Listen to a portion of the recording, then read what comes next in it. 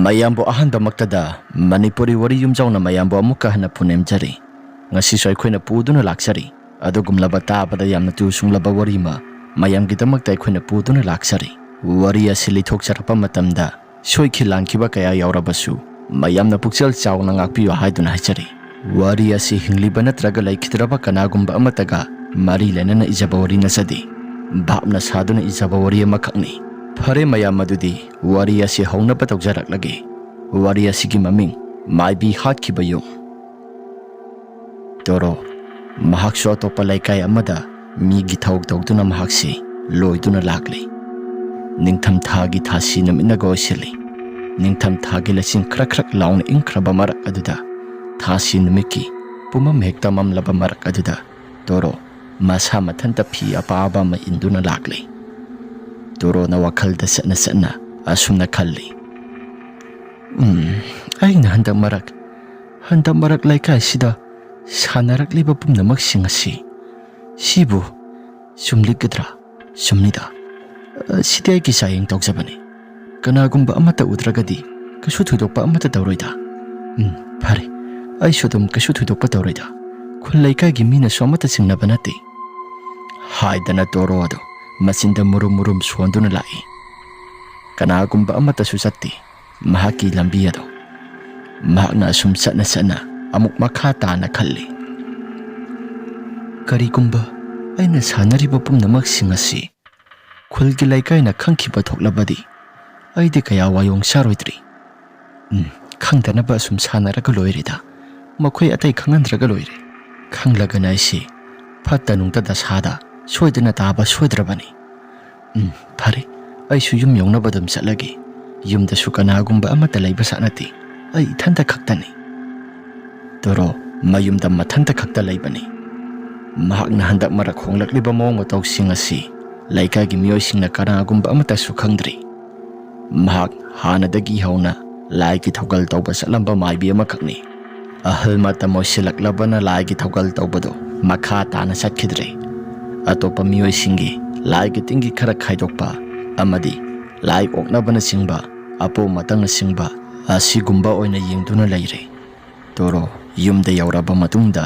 mahaksu sai singado thongdokli aduga sagadaba sak singado sathokalo silaba matung mahak adusu maibi ama oina kaino khara puthokduna lai gi tingi khara tawge haidana tawrakli sida lairiba ut asi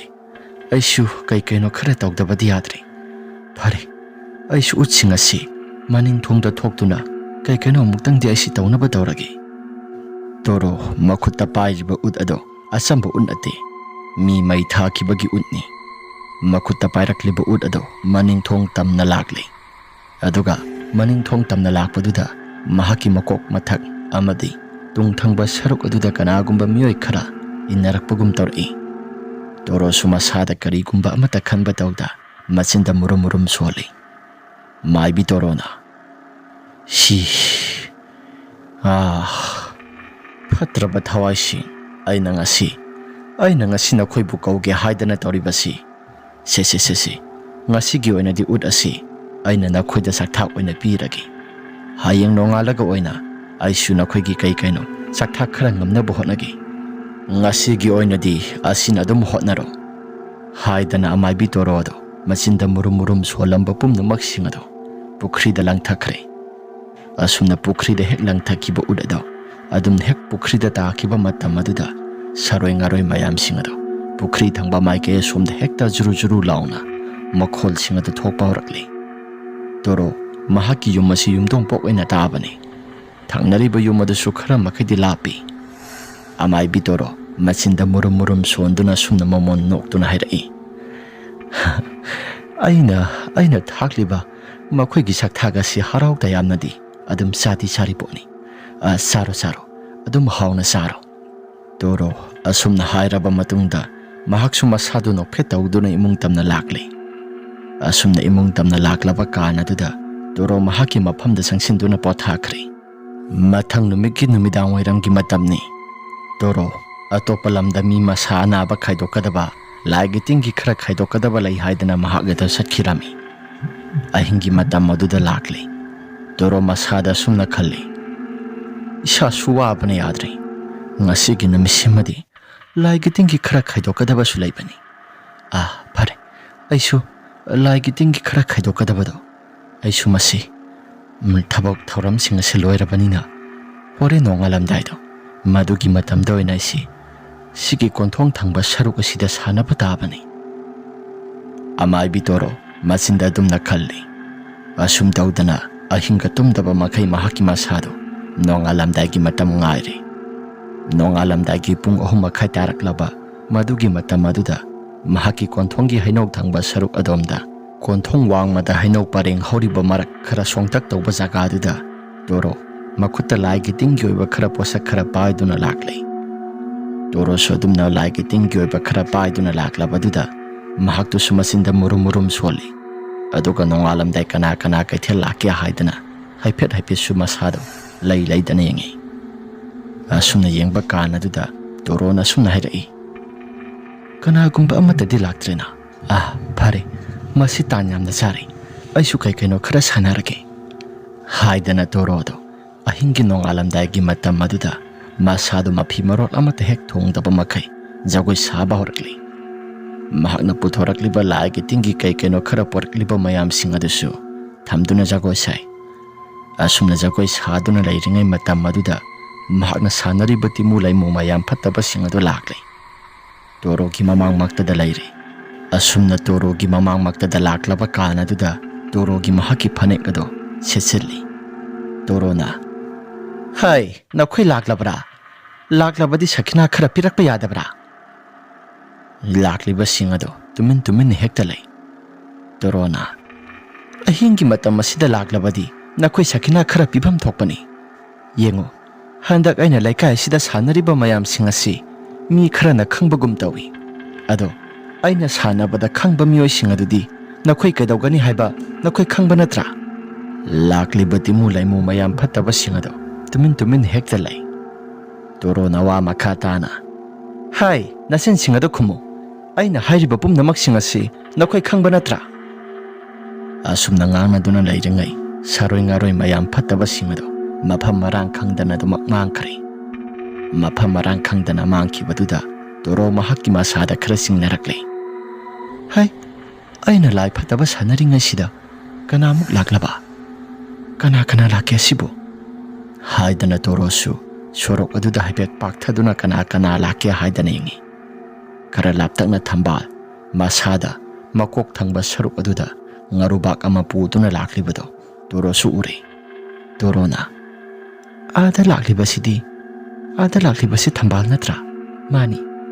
ꯑꯁ ꯁꯤꯗꯤ ꯀꯃꯥꯏꯅ ꯇꯧꯅꯤ ꯑꯩꯅ ꯂꯩꯔꯤꯕ ꯖꯒꯥꯁꯤꯁꯨ ꯃꯍꯥꯛꯅ ꯐꯠ ꯌꯦꯡꯕ ꯃꯇꯝꯗ ꯎꯈꯤꯕ ꯌꯥꯏ ꯁꯤꯗꯤ ꯀꯗꯥꯏꯋꯥꯏꯗ ꯂꯣꯠꯀꯅꯤ ꯍꯥꯏꯗꯅ ꯇꯣꯔꯣ ꯃꯆꯤꯟꯗ ꯃꯨꯔꯨꯝ ꯁꯣꯜꯂꯤ ꯑꯁꯣꯝꯗꯅ ꯊꯝꯕꯥꯜ ꯅꯨꯃꯤꯠꯇꯨꯃꯗꯤ ꯃꯍꯥꯛ ꯃꯁꯥꯁꯤ ꯌꯥꯝꯅ ꯀꯤ ꯍꯥꯏꯗꯅ ꯃꯁꯥꯗꯣ ꯍꯩꯅꯤꯡꯗ ꯑꯗꯨꯃꯛ ꯊꯣꯛꯂꯛꯂꯤ ꯊꯝꯕꯥꯜ ꯃꯍꯥꯛꯀꯤ ꯃꯆꯤꯟꯗ ꯑꯁꯨꯝꯅ ꯁꯣꯜꯂꯤ ꯅꯍꯥꯟ ꯃꯈꯩꯗꯤ ꯀꯩꯁꯨ ꯊꯣꯏꯗꯣꯛꯄ ꯑꯃꯠꯇ ꯍꯦꯛ ꯇꯧꯗꯕꯅꯤ ꯀꯩꯊꯦꯜ ꯅꯣꯡꯉꯥꯜꯂꯝꯗꯥꯏꯗ ꯀꯥꯔꯛꯄꯁꯤ ꯑꯗꯨꯕꯨ ꯉꯁꯤꯒꯤ ꯅꯨꯃꯤꯠꯁꯤꯃꯗꯤ ꯏꯁꯥꯗ ꯑꯀꯤ ꯇꯨꯖꯨꯡꯕ ꯈꯔ ꯐꯥꯎꯔꯤꯕꯁꯤꯅ ꯀꯔꯤꯒꯤ ꯑꯩꯒꯤ ꯋꯥꯈꯜꯅ ꯐꯥꯎꯕ ꯑꯣꯏꯔꯝꯕꯁꯨ ꯌꯥꯏꯗ ꯑꯁ ꯈꯨꯜꯒꯤ ꯋꯦꯇꯤꯡ ꯁꯦꯠ ꯇꯝꯅ ꯆꯠꯀꯗꯕꯁꯤ ꯑꯩꯗꯤ ꯑꯣꯟꯊꯣꯛꯅ ꯇꯟꯈ꯭ꯔꯦꯗ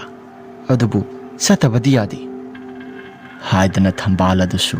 ꯋꯦꯇꯤꯡ ꯁꯦꯠ ꯇꯝꯅ ꯈꯨꯜ ꯑꯗꯨꯒꯤ ꯂꯥꯛꯅꯕ ꯍꯣꯠꯅꯔꯛꯏ ꯊꯝꯕꯥꯜ ꯃꯈꯨꯠꯇ ꯃꯩ ꯑꯃꯠꯇꯁꯨ ꯄꯥꯏꯗꯦ ꯑꯁꯨꯝꯅ ꯂꯥꯛꯇꯨꯅ ꯂꯩꯔꯤꯉꯩ ꯃꯇꯝ ꯑꯗꯨꯗ ꯃꯍꯥꯛꯀꯤ ꯇꯨꯡ ꯊꯪꯕ ꯁꯔꯨꯛ ꯑꯗꯨꯗ ꯀꯅꯥ ꯂꯥꯛꯀꯦ ꯍꯥꯏꯗꯅ ꯌꯦꯡꯉꯤ ꯀꯅꯥꯒꯨꯝꯕ ꯑꯃꯠꯇꯁꯨ ꯂꯥꯛꯇꯦ ꯊꯝꯕꯥꯜꯅ ꯑꯗꯨꯝꯅ ꯆꯠꯂꯤꯉꯩ ꯃꯇꯝ ꯑꯗꯨꯗ ꯇꯨꯡ ꯊꯪꯕ ꯁꯔꯨꯛ ꯑꯗꯨꯗ ꯀꯅꯥꯒꯨꯝꯕ ꯑꯃ ꯁꯠ ꯂꯥꯟꯗꯨꯅ ꯆꯠꯈꯤꯕꯗꯣ ꯊꯝꯕꯥꯜ ꯃꯍꯥꯛꯀꯤ ꯃꯁꯥꯗ ꯊꯦꯡꯅꯍꯧꯔꯦ ꯁꯟꯅꯤꯜ ꯑꯗꯨ ꯐꯪꯕꯗꯨꯗ ꯃꯥꯏ ꯑꯗꯨ ꯐꯠ ꯂꯩꯊꯣꯛꯇꯨꯅ ꯌꯦꯡꯂꯨꯏ ꯑꯗꯨꯕꯨ ꯀꯅꯥꯒꯨꯝꯕ ꯑꯃꯠꯇ ꯂꯩꯔꯝꯗꯦ ꯊꯝꯕꯥꯜ ꯃꯍꯥꯛꯀꯤ ꯃꯁꯥꯅ ꯑꯃꯨꯛ ꯈꯜꯂꯤ ꯀꯩꯅꯣꯗ ꯀꯅꯥꯒꯨꯝꯕ ꯑꯃꯠꯇꯁꯨ ꯂꯩꯇꯦ ꯑꯗꯨꯒ ꯑꯩꯒꯤ ꯇꯨꯡ ꯊꯪꯕ ꯁꯔꯨꯛ ꯑꯁꯤꯗ ꯁꯠ ꯂꯥꯟꯗꯨꯅ ꯆꯠꯈꯤꯕꯁꯤꯅ ꯀꯅꯥ ꯑꯁꯨꯝꯅ ꯌꯦꯡꯗꯨꯅ ꯂꯩꯔꯤꯉꯩ ꯃꯃꯥꯡ ꯊꯪꯕ ꯁꯔꯨꯛ ꯑꯁꯤꯗ ꯀꯅꯥꯒꯨꯝꯕ ꯑꯃ ꯁꯠ ꯂꯥꯟꯗꯨꯅ ꯆꯠꯈꯤꯕꯗꯣ ꯃꯗꯨ ꯎꯔꯛꯂꯤ ꯃꯗꯨ ꯎꯕ ꯃꯇꯝꯗ ꯊꯝꯕꯥꯜ ꯃꯁꯥꯗꯨ ꯏꯄꯥ ꯄꯥꯈꯠꯅ ꯃꯃꯥꯡ ꯇꯝꯅ ꯃꯁꯥꯗꯨ ꯐꯠ ꯂꯩꯊꯣꯛꯏ ꯑꯗꯨꯕꯨ ꯀꯅꯥꯒꯨꯝꯕ ꯑꯃꯠꯇ ꯂꯩꯕꯗꯤ ꯎꯔꯝꯗꯦ ꯊꯝꯕꯥꯜꯅ ꯑꯗꯨꯝꯅ ꯇꯧꯔꯤꯉꯩ ꯇꯥꯟꯖꯥꯗꯨꯗ ꯆꯠꯄꯗꯤ ꯑꯁꯨꯃꯛ ꯂꯦꯞꯇꯦ ꯊꯝꯕꯥꯜꯅ ꯈꯨꯠꯇ ꯁꯨꯃꯩ ꯑꯁꯦꯡꯕ ꯑꯃꯠꯇ ꯄꯥꯏꯔꯛꯄ ꯅꯠꯇꯦ ꯑꯩꯕꯨ ꯑꯣꯟꯊꯣꯛꯅ ꯍꯦꯛ ꯇꯟꯈ꯭ꯔꯦꯗ ꯌꯨꯝꯗꯒꯤꯁꯨ ꯐꯅ ꯌꯥꯝꯅꯗꯤ ꯂꯥꯞꯊꯣꯛꯂꯛꯂꯤ ꯋꯦꯇꯤꯡ ꯁꯦꯠ ꯑꯁꯤ ꯌꯧꯒꯗꯕꯁꯨ ꯈꯔ ꯋꯥꯠꯂꯤ ꯇꯧꯔꯤꯕ ꯄꯨꯝꯅꯃꯛꯁꯤꯡ ꯑꯁꯤ ꯀꯔꯤꯅꯣ ꯑꯩꯅ ꯂꯦꯞꯂꯤꯕ ꯖꯒꯥ ꯑꯁꯤꯁꯨ ꯑꯃꯥꯏꯕꯤ ꯇꯣꯔꯣꯒꯤ ꯌꯨꯝꯐꯝ ꯑꯣꯏꯅꯁꯨ ꯇꯧꯏ ꯑꯣꯟꯊꯣꯛꯅ ꯇꯟꯈ꯭ꯔꯦꯗ ꯍꯥꯏꯗꯅ ꯑꯃꯥꯏꯕꯤ ꯇꯣꯔꯣꯒꯤ ꯌꯨꯝꯐꯝ ꯑꯗꯨ ꯌꯧꯔꯛꯄ ꯃꯇꯝꯗ ꯊꯝꯕꯥꯜ ꯃꯍꯥꯛꯀꯤ ꯃꯁꯥꯗꯣ ꯀꯌꯥ ꯊꯣꯏꯅ ꯍꯩꯅꯕꯗꯤ ꯑꯣꯏꯗꯦ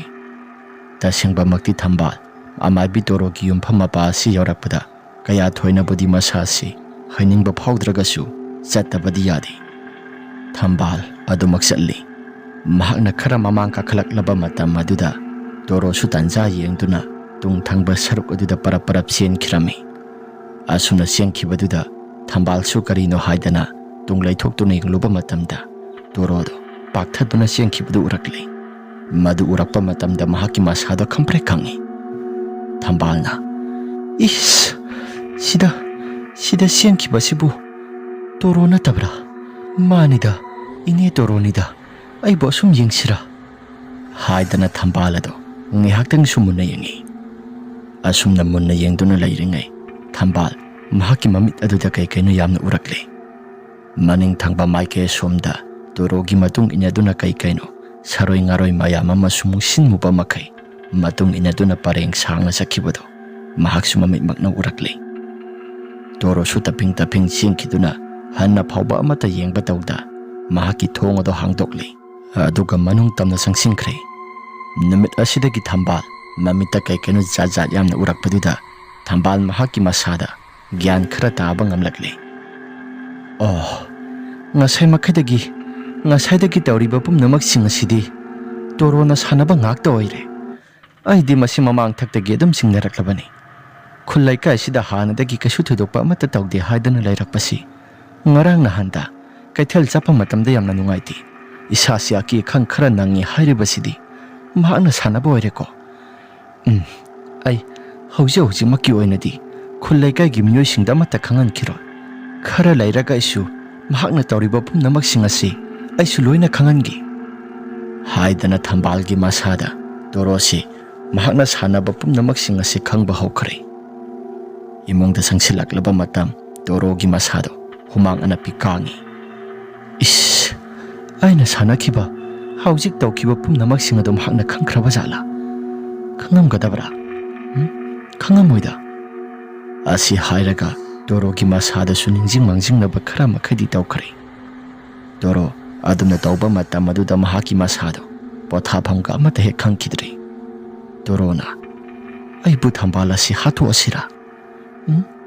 ꯃꯥ ꯍꯦꯛ ꯍꯥꯠꯂꯨꯕꯗ ꯂꯩꯀꯥꯏꯁꯤ ꯄꯥꯛꯊꯣꯛ ꯆꯥꯎꯊꯣꯛꯄ ꯍꯥꯏꯕꯗꯣ ꯑꯣꯏꯔꯛꯀꯗꯧꯔꯤꯕꯅꯤ ꯑꯩꯕꯨ ꯍꯥꯠꯍꯧꯕꯅꯗꯤ ꯑꯃꯨꯛ ꯆꯨꯝꯅꯤꯗ ꯐꯔꯦ ꯑꯩꯁꯨ ꯍꯥꯠꯍꯧꯕꯅꯗꯤ ꯐꯕ꯭ꯔꯥ ꯈꯜꯂꯤꯗ ꯃꯁꯤ ꯑꯊꯨꯕ ꯃꯇꯝꯗ ꯍꯥꯠꯇꯕ ꯌꯥꯗ꯭ꯔꯦ ꯅꯨꯃꯤꯠꯁꯤꯃꯗꯤ ꯍꯧꯈ꯭ꯔꯦ ꯃꯊꯪꯒꯤ ꯅꯨꯃꯤꯠꯅꯤ ꯅꯣꯡꯉꯥꯜꯂꯛꯂꯕ ꯃꯇꯝ ꯑꯗꯨꯗ ꯊꯝꯕꯥꯜ ꯉꯔꯥꯡ ꯊꯣꯛꯈꯤꯕ ꯄꯨꯝꯅꯃꯛꯁꯤꯡ ꯑꯗꯣ ꯃꯍꯥꯛꯀꯤ ꯃꯄꯨꯔꯣꯏꯕꯗ ꯂꯣꯏꯅ ꯇꯝꯃꯤ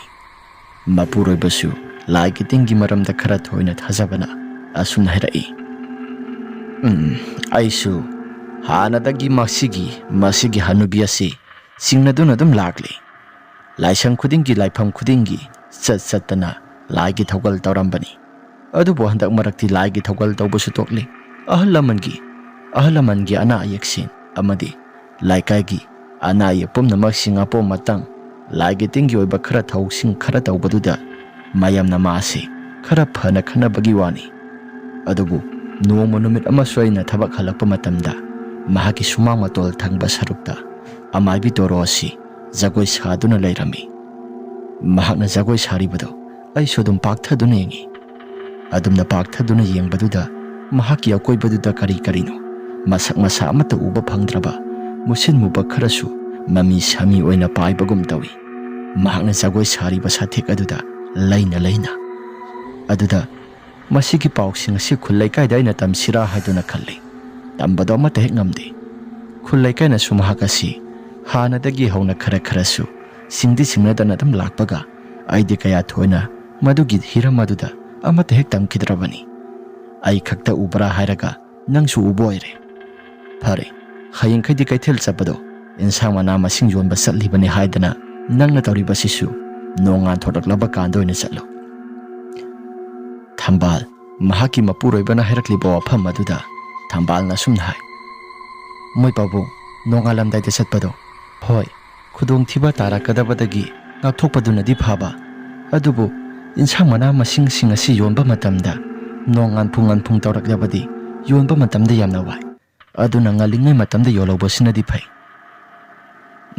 ꯅꯣꯡ ꯉꯥꯟꯐꯨꯡꯗ ꯇꯧꯔꯛꯂꯒ ꯌꯣꯟꯕꯗꯨꯅ ꯊꯋꯥꯏ ꯃꯥꯡꯕꯒ, ꯑꯗꯨꯒ ꯑꯅꯤꯁꯤ ꯀꯅꯥꯅ ꯐꯒꯦ ꯍꯥꯏꯕꯗꯨ ꯅꯪ ꯃꯨꯟꯅ ꯈꯜꯂꯨ꯫ ꯇꯧꯔꯤꯕ ꯄꯨꯝꯅꯃꯛꯁꯤꯡ ꯑꯁꯤ ꯁꯤꯗꯒꯤ ꯍꯦꯟꯅ ꯃꯁꯤꯡ ꯌꯥꯝꯂꯛꯄ ꯌꯥꯏ, ꯑꯗꯨꯅ ꯃꯁꯤꯡ ꯈꯪꯗꯅ ꯇꯧꯔꯛꯂꯕꯗꯤ ꯅꯪꯁꯨ ꯑꯋꯥꯐꯝꯗ ꯁꯣꯏꯗꯅ ꯗꯁꯥ ꯇꯥꯔꯛꯄ ꯌꯥꯏ꯫ ꯉꯁꯤ ꯀꯅꯥꯅ ꯈꯪꯕ, ꯃꯍꯥꯛꯇꯤ ꯑꯃꯥꯏꯕꯤꯅꯤ, ꯅꯪꯅ ꯃꯍꯥꯛꯄꯨ ꯎꯈ꯭ꯔꯕ꯭ꯔꯥ ꯅꯠꯇ꯭ꯔꯒꯅ ꯎꯗ꯭ꯔꯤꯕꯔꯥ ꯍꯥꯏꯕꯗꯨ ꯃꯍꯥꯛꯀꯤ ꯋꯥꯈꯜꯗ ꯈꯔ ꯆꯃꯝꯅꯕꯗꯤ ꯐꯥꯎꯔꯝꯕ ꯌꯥꯏ꯫ ꯐꯔꯦꯁꯤ, ꯆꯦꯛꯁꯤꯟ ꯁꯥꯖꯤꯟ ꯑꯩꯈꯣꯏꯁꯨ ꯈꯔ ꯂꯩꯁꯤ꯫ ꯏꯆꯥꯁꯤꯡ ꯑꯁꯤꯁꯨ ꯆꯥꯕ ꯊꯛꯄ ꯃꯁꯥꯁꯤꯡ ꯑꯁꯤ ꯍꯟꯗꯛ ꯃꯔꯛꯇꯤ ꯆꯥꯛ ꯑꯁꯤ ꯌꯥꯝꯅ ꯂꯥꯝꯃꯤ ꯍꯥꯏ, ꯑꯗꯨꯅ ꯏꯕꯥꯅꯤꯁꯨ ꯊꯕꯛ ꯑꯁꯤ ꯁꯨꯕ ꯅꯣꯝꯕ ꯈꯔ ꯀꯟꯗꯕ ꯌꯥꯗꯦ꯫ ꯊꯝꯕꯥꯜ ꯃꯇꯩ ꯃꯅꯥꯎ ꯑꯗꯨ ꯁꯨꯕ ꯆꯠꯄ ꯌꯥꯝꯅ ꯀꯟꯖꯕ ꯏꯃꯨꯡꯅꯤ꯫ ꯊꯝꯕꯥꯜꯁꯨ ꯀꯩꯊꯦꯜꯗꯒꯤ ꯍꯜꯂꯛꯂꯕ ꯃꯇꯨꯡꯗ ꯂꯧꯕꯨꯛꯇ ꯃꯇꯩ ꯃꯅꯥꯎ ꯄꯨꯂꯞ ꯀꯨꯝꯗꯨꯅ ꯊꯕꯛ ꯏꯪꯈꯥꯡ ꯁꯨꯏ꯫ ꯑꯁꯨꯝ ꯇꯧꯗꯅ ꯅꯨꯡꯊꯤꯜꯒꯤ ꯃꯇꯝ ꯑꯗꯨꯗ ꯊꯝꯕꯥꯜꯁꯨ ꯆꯥꯛ ꯏꯁꯤꯡ ꯆꯥꯕ ꯇꯣꯛꯂꯕ ꯃꯇꯨꯡ ꯃꯄꯨꯔꯣꯏꯕꯒꯤ ꯃꯇꯨꯡ ꯏꯟꯅꯗꯨꯅ ꯂꯧꯕꯨꯛ ꯇꯝꯅ ꯑꯗꯨꯃꯛ ꯆꯠꯈ꯭ꯔꯦ꯫ ꯅꯨꯃꯤꯠ ꯇꯥꯁꯤꯜꯂꯛꯂꯕ ꯃꯇꯝꯅꯤ꯫ ꯊꯝꯕꯥꯜꯒꯤ ꯃꯄꯨꯔꯣꯏꯕ ꯃꯍꯥꯛꯁꯨ ꯈꯔ ꯊꯨꯅ ꯀꯥꯈ꯭ꯔꯦ꯫ ꯃꯃꯥꯟꯅꯕ ꯑꯃꯅ ꯀꯧꯔꯛꯄꯗꯒꯤ ꯊꯝꯕꯥꯜ ꯃꯊꯟꯇ ꯉꯥꯏꯍꯧꯔꯦ꯫ ꯊꯝꯕꯥꯜꯁꯨ ꯉꯥꯏꯍꯥꯛꯇꯪ ꯂꯩꯔꯕ ꯃꯇꯨꯡꯗ ꯀꯥꯔꯛꯂꯒꯦ ꯍꯥꯏꯗꯅ ꯃꯍꯥꯛꯁꯨ ꯃꯍꯥꯛꯀꯤ ꯃꯄꯨꯔꯣꯏꯕꯗ ꯍꯥꯏꯈꯤꯔꯝꯃꯤ꯫ ꯃꯄꯨꯔꯣꯏꯕ ꯀꯥꯈ꯭ꯔꯕ ꯃꯇꯨꯡꯗ ꯊꯝꯕꯥꯜꯁꯨ ꯂꯥꯛꯂꯤ꯫ ꯊꯝꯕꯥꯜꯅ ꯈꯔ ꯂꯧꯕꯨꯛꯇꯒꯤ ꯀꯥꯔꯛꯂꯕ ꯃꯇꯝ ꯑꯗꯨꯗ ꯃꯈꯣꯏꯒꯤ ꯂꯝꯕꯤ ꯆꯠꯐꯝ ꯃꯄꯥ ꯂꯧꯕꯨꯛ ꯑꯗꯨꯒꯤ ꯃꯆꯤꯜꯋꯥꯏꯗ ꯂꯩꯔꯤꯕ ꯖꯒꯥ ꯑꯗꯨꯗ ꯊꯝꯕꯥꯜ ꯀꯅꯥꯒꯨꯝꯕ ꯑꯃ ꯆꯞ ꯇꯤꯡꯅ ꯂꯦꯞꯂꯤꯕꯗꯣ ꯃꯍꯥꯛꯁꯨ ꯎꯊꯣꯛꯎꯔꯦ꯫ ꯂꯦꯞꯂꯤꯕꯗꯣ, ꯊꯝꯕꯥꯜꯅ ꯎꯔꯛꯂꯤꯕꯗꯣ ꯇꯣꯔꯣꯅꯤ꯫ ꯇꯣꯔꯣꯁꯨ ꯃꯆꯤꯟꯗ ꯀꯔꯤꯒꯨꯝꯕ ꯑꯃꯠꯇ ꯍꯥꯏꯕ ꯇꯧꯗ ꯊꯝꯕꯥꯜꯗ ꯃꯨꯟꯅ ꯑꯗꯨꯃꯛ ꯌꯦꯡꯉꯤ꯫ ꯃꯃꯤꯠ ꯑꯗꯨꯁꯨ ꯈꯥꯅ ꯌꯦꯡꯉꯤ꯫ ꯊꯝꯕꯥꯜꯅ, "ꯑꯥꯗ ꯂꯩꯔꯤꯁꯤ ꯏꯅꯦ ꯇꯣꯔꯣ ꯅꯠꯇ꯭ꯔꯥ?" "ꯃꯥꯅꯤꯗ, ꯏꯅꯦ ꯇꯣꯔꯣꯅꯤ" ꯍꯥꯏꯗꯅ ꯊꯝꯕꯥꯜ ꯑꯗꯣ ꯇꯟꯅ ꯇꯟꯅ ꯃꯍꯥꯛꯁꯨ ꯃꯍꯥꯛꯀꯤ ꯂꯩꯐꯝ ꯑꯗꯨꯗꯒꯤ ꯀꯥꯈꯠꯂꯛꯂꯤ꯫ ꯑꯁꯨꯝꯅ ꯇꯣꯔꯣꯅ ꯃꯨꯟꯅ ꯌꯦꯡꯗꯨꯅ ꯂꯩꯔꯝꯕꯗꯨꯗ ꯊꯝꯕꯥꯜ ꯃꯍꯥꯛꯀꯤ ꯃꯁꯥꯗ ꯈꯔ ꯑꯇꯟꯕꯗꯤ ꯐꯥꯎꯏ꯫ ꯊꯝꯕꯥꯜꯅ, "ꯀꯅꯥꯒꯨꯝꯕ ꯑꯃꯠꯇꯁꯨ ꯂꯩꯇꯦ, ꯑꯗꯨꯒ ꯃꯍꯥꯛꯅ ꯑꯩꯒꯤ ꯃꯥꯏꯀꯩ ꯇꯝꯅ ꯃꯨꯟꯅ ꯌꯦꯡꯂꯤꯕꯁꯤꯅ ꯀꯔꯤꯒꯤ?" ꯍꯥꯏꯗꯅ ꯊꯝꯕꯥꯜ ꯑꯗꯣ ꯃꯍꯥꯛꯁꯨ ꯃꯁꯥꯗꯨ ꯇꯜꯂꯤ꯫ ꯑꯁꯨꯝꯅ ꯁꯨꯝ ꯂꯥꯛꯂꯕ ꯀꯥꯟ ꯑꯗꯨꯗ ꯅꯨꯡꯗꯨꯝ ꯃꯆꯥ ꯑꯃꯗ ꯈꯨꯗꯤꯟꯅꯔꯦ꯫ ꯊꯝꯕꯥꯜ ꯅꯨꯡꯗꯨꯝ ꯃꯆꯥ ꯑꯃꯗ ꯈꯨꯗꯤꯟꯅꯕꯗꯨꯗ ꯃꯍꯥꯛꯀꯤ ꯃꯁꯥꯗꯣ ꯈꯔ ꯎꯞꯊꯨꯅꯗꯨꯅ ꯆꯠꯂꯤ꯫ ꯅꯣꯡꯈꯠꯂꯛꯄ ꯃꯇꯝꯗ ꯃꯁꯥꯗꯣ ꯍꯧꯖꯤꯛ ꯉꯥꯏꯍꯥꯛꯇꯪꯒꯤ ꯃꯃꯥꯡꯗ ꯎꯔꯝꯕ ꯇꯣꯔꯣꯒꯤ ꯁꯛꯇꯝ ꯑꯗꯨ ꯑꯃꯨꯛ ꯂꯩꯔꯝꯗ꯭ꯔꯦ꯫ ꯇꯣꯔꯣꯁꯨ ꯂꯩꯔꯝꯗꯕꯗꯨꯗ ꯊꯝꯕꯥꯜ ꯃꯍꯥꯛꯀꯤ ꯃꯁꯥꯗ ꯈꯔ ꯆꯤꯡꯅꯩ꯫ "ꯍꯧꯖꯤꯛꯋꯥꯏꯗ ꯂꯩꯔꯝꯕ ꯇꯥꯏꯅꯦ, ꯑꯗꯨꯒ ꯀꯗꯥꯏ ꯇꯥꯅ ꯆꯠꯈ꯭ꯔꯕ?" ꯍꯥꯏꯗꯅ ꯇꯣꯔꯣꯗꯨꯁꯨ ꯈꯔ ꯑꯐꯤꯡ ꯑꯐꯥꯏ ꯑꯣꯏꯅ ꯆꯦꯟꯊꯣꯛꯂꯛꯂꯦ꯫ ꯑꯁꯨꯝꯅ ꯆꯦꯟꯊꯣꯔꯛꯂꯕ ꯀꯥꯟ ꯑꯗꯨꯗ ꯅꯨꯃꯤꯠ ꯇꯥꯔꯝꯗꯥꯏꯒꯤ ꯃꯇꯝꯅ ꯑꯣꯏꯁꯤꯜꯂꯤ꯫ ꯈꯔ ꯂꯥꯞꯇꯛꯅ ꯇꯣꯔꯣ ꯃꯁꯥꯗꯨ ꯇꯞꯐꯤꯡ ꯆꯠꯂꯤꯕꯗꯣ ꯊꯝꯕꯥꯜꯁꯨ ꯎꯔꯛꯂꯦ꯫ ꯊꯝꯕꯥꯜꯁꯨ ꯇꯣꯔꯣꯅ ꯆꯠꯂꯤꯕ ꯑꯗꯨꯒꯤ ꯃꯥꯏꯀꯩ ꯇꯝꯅ ꯃꯍꯥꯛꯁꯤ ꯃꯇꯨꯡ ꯏꯟꯅꯗꯨꯅ ꯂꯥꯛꯂꯦ꯫ ꯑꯗꯨꯝꯅ ꯃꯇꯨꯡ ꯏꯟꯅꯗꯨꯅ ꯂꯥꯛꯄꯗꯨꯗ ꯇꯣꯔꯣ ꯃꯍꯥꯛꯀꯤ ꯃꯁꯥꯗꯨ ꯊꯝꯕꯥꯜꯒꯤ ꯃꯃꯥꯡꯃꯛꯇꯗ ꯁ꯭ꯋꯥꯏ ꯂꯥꯎꯅ ꯍꯦꯛꯇ ꯃꯥꯡꯈꯤ꯫ ꯑꯗꯨꯝꯅ ꯃꯥꯡꯈꯤꯕꯗꯨꯗ ꯇꯣꯔꯣ ꯃꯍꯥꯛꯀꯤ ꯃꯁꯥꯗꯣ ꯀꯔꯤꯅꯣ ꯏꯈꯪ ꯈꯪꯖꯗ ꯃꯁꯥꯗꯣ ꯄꯥꯈꯠꯄꯅ ꯄꯤꯛ ꯊꯜꯂꯛꯂꯦ꯫ "ꯍꯧꯖꯤꯛꯋꯥꯏꯗ ꯁꯤꯗꯩꯁꯤꯗ ꯇꯞꯐꯤꯡ ꯆꯠꯂꯝꯂꯒ ꯃꯥꯡꯈꯤꯕꯁꯤꯅ ꯀꯔꯤꯒꯤ?" ꯊꯝꯕꯥꯜ ꯍꯧꯖꯤꯛ ꯉꯥꯏꯍꯥꯛꯇꯪꯒꯤ ꯃꯃꯥꯡꯗ ꯆꯠꯂꯝꯕ ꯄꯨꯝꯅꯃꯛꯁꯤꯡ ꯑꯗꯣ ꯃꯥꯡꯈꯤꯕꯗꯨꯗ ꯃꯍꯥꯛꯀꯤ ꯃꯁꯥꯗꯣ ꯒ꯭ꯌꯥꯟ ꯃꯦꯟꯒ ꯑꯃꯠꯇ ꯍꯦꯛ ꯇꯥꯖꯗꯦ꯫ ꯊꯝꯕꯥꯜꯁꯨ ꯃꯁꯥꯗꯣ ꯀꯤꯅ ꯂꯥꯛꯂꯦ꯫ ꯑꯁꯨꯝꯅ ꯀꯤꯅ ꯂꯥꯛꯄ ꯇꯥꯟꯖꯥꯗꯨꯗ ꯊꯝꯕꯥꯜ ꯃꯍꯥꯛꯀꯤ ꯃꯁꯥꯗꯣ ꯌꯨꯝ ꯌꯧꯒꯗ꯭ꯔꯥ ꯍꯥꯏꯗꯨꯅ ꯋꯥꯈꯜꯗ ꯑꯀꯤ ꯇꯨꯖꯨꯡꯕ ꯐꯥꯎꯔꯛꯂꯤ꯫ "ꯑꯩꯕꯨ ꯌꯨꯝ ꯌꯧꯕ ꯉꯝꯈꯤꯗ꯭ꯔꯥ? ꯏꯁꯥꯁꯨ ꯑꯣꯟꯊꯣꯛꯅ ꯀꯤꯈ꯭ꯔꯦꯗ꯫ ꯑꯁ, ꯇꯧꯔꯤꯕ ꯄꯨꯝꯅꯃꯛꯁꯤꯡ ꯑꯁꯤ ꯇꯁꯦꯡꯅ ꯇꯧꯔꯤꯕ꯭ꯔꯥ? ꯑꯩꯒꯤ ꯏꯃꯥꯡꯃꯛꯇꯗ ꯃꯥꯡꯈꯤꯕꯗꯨꯗꯤ ꯑꯁ, ꯅꯨꯡꯉꯥꯏꯈꯤꯗ꯭ꯔꯦꯗ" ꯍꯥꯏꯗꯅ ꯊꯝꯕꯥꯜ ꯑꯗꯣ ꯃꯍꯥꯛꯁꯨ ꯃꯍꯥꯛꯀꯤ ꯃꯌꯨꯝ ꯇꯝꯅ ꯂꯥꯛꯂꯤ꯫ ꯃꯌꯨꯝ ꯇꯝꯅ ꯂꯥꯛꯂꯕ ꯀꯥꯟ ꯑꯗꯨꯗ ꯅꯨꯄꯤ ꯑꯃꯒꯤ ꯁꯕꯥꯟꯗ ꯃꯍꯥꯛꯀꯤ ꯊꯣꯡꯒꯥꯜ ꯑꯗꯨꯗ ꯆꯞ ꯇꯤꯡꯕ ꯃꯈꯩ ꯂꯦꯞꯄꯒ ꯂꯩꯔꯝꯃꯤ꯫ ꯃꯇꯧ ꯑꯗꯨꯗ ꯊꯝꯕꯥꯜ ꯀꯅꯥꯅꯣ ꯍꯥꯏꯗꯅ ꯑꯍꯥꯟꯕꯗꯗꯤ ꯀꯌా ꯊꯣꯏꯅ ꯊꯧꯁꯥꯔꯨꯗꯦ꯫ ꯊꯝꯕꯥꯜꯁꯨ ꯃꯍꯥꯛꯀꯤ ꯀꯣꯟꯊꯣꯡ ꯇꯝꯅ ꯈꯔ ꯊꯨꯅ ꯆꯪꯂꯛꯀꯦ ꯍꯥꯏꯗꯅ ꯄꯔꯞ ꯆꯪꯂꯛꯄꯅꯤ꯫ ꯑꯁꯨꯝꯅ ꯄꯔꯞ ꯆꯪꯂꯛꯂꯕ ꯀꯥꯟ ꯑꯗꯨꯗ ꯅꯨꯄꯤ ꯑꯃ ꯂꯦꯞꯄꯒ ꯂꯩꯔꯝꯕꯗꯣ ꯃꯗꯨ ꯎꯕ ꯃꯇꯝꯗ ꯃꯁꯥꯁꯤ ꯈꯪꯄ꯭ꯔꯦꯛ ꯈꯪꯉꯤ꯫ "ꯍꯥꯏ, ꯅꯪꯗꯤ ꯀꯅꯥꯅꯣ?" ꯑꯗꯨꯝꯅ ꯍꯥꯏ꯫ ꯑꯗꯨꯕꯨ ꯅꯨꯄꯤ ꯑꯗꯣ ꯀꯔꯤꯒꯨꯝꯕ ꯑꯃꯠꯇꯁꯨ ꯈꯨꯝꯗꯦ꯫ ꯃꯁꯤ ꯑꯃꯠꯇ ꯂꯦꯡꯕ ꯇꯧꯗ ꯆꯞ ꯇꯤꯡꯕ ꯃꯈꯩ ꯂꯦꯞꯄꯤ꯫ Asumna lepa tanjaduda Tambalna Mina kaurisi khumdene Hai nang kanano haibane Adumna Tambalna hai Nupidu sumamai mamit amata laitholakte Asumna tauringai tanjaduda Tambala do khara thuna masado aphinga phai oina sangli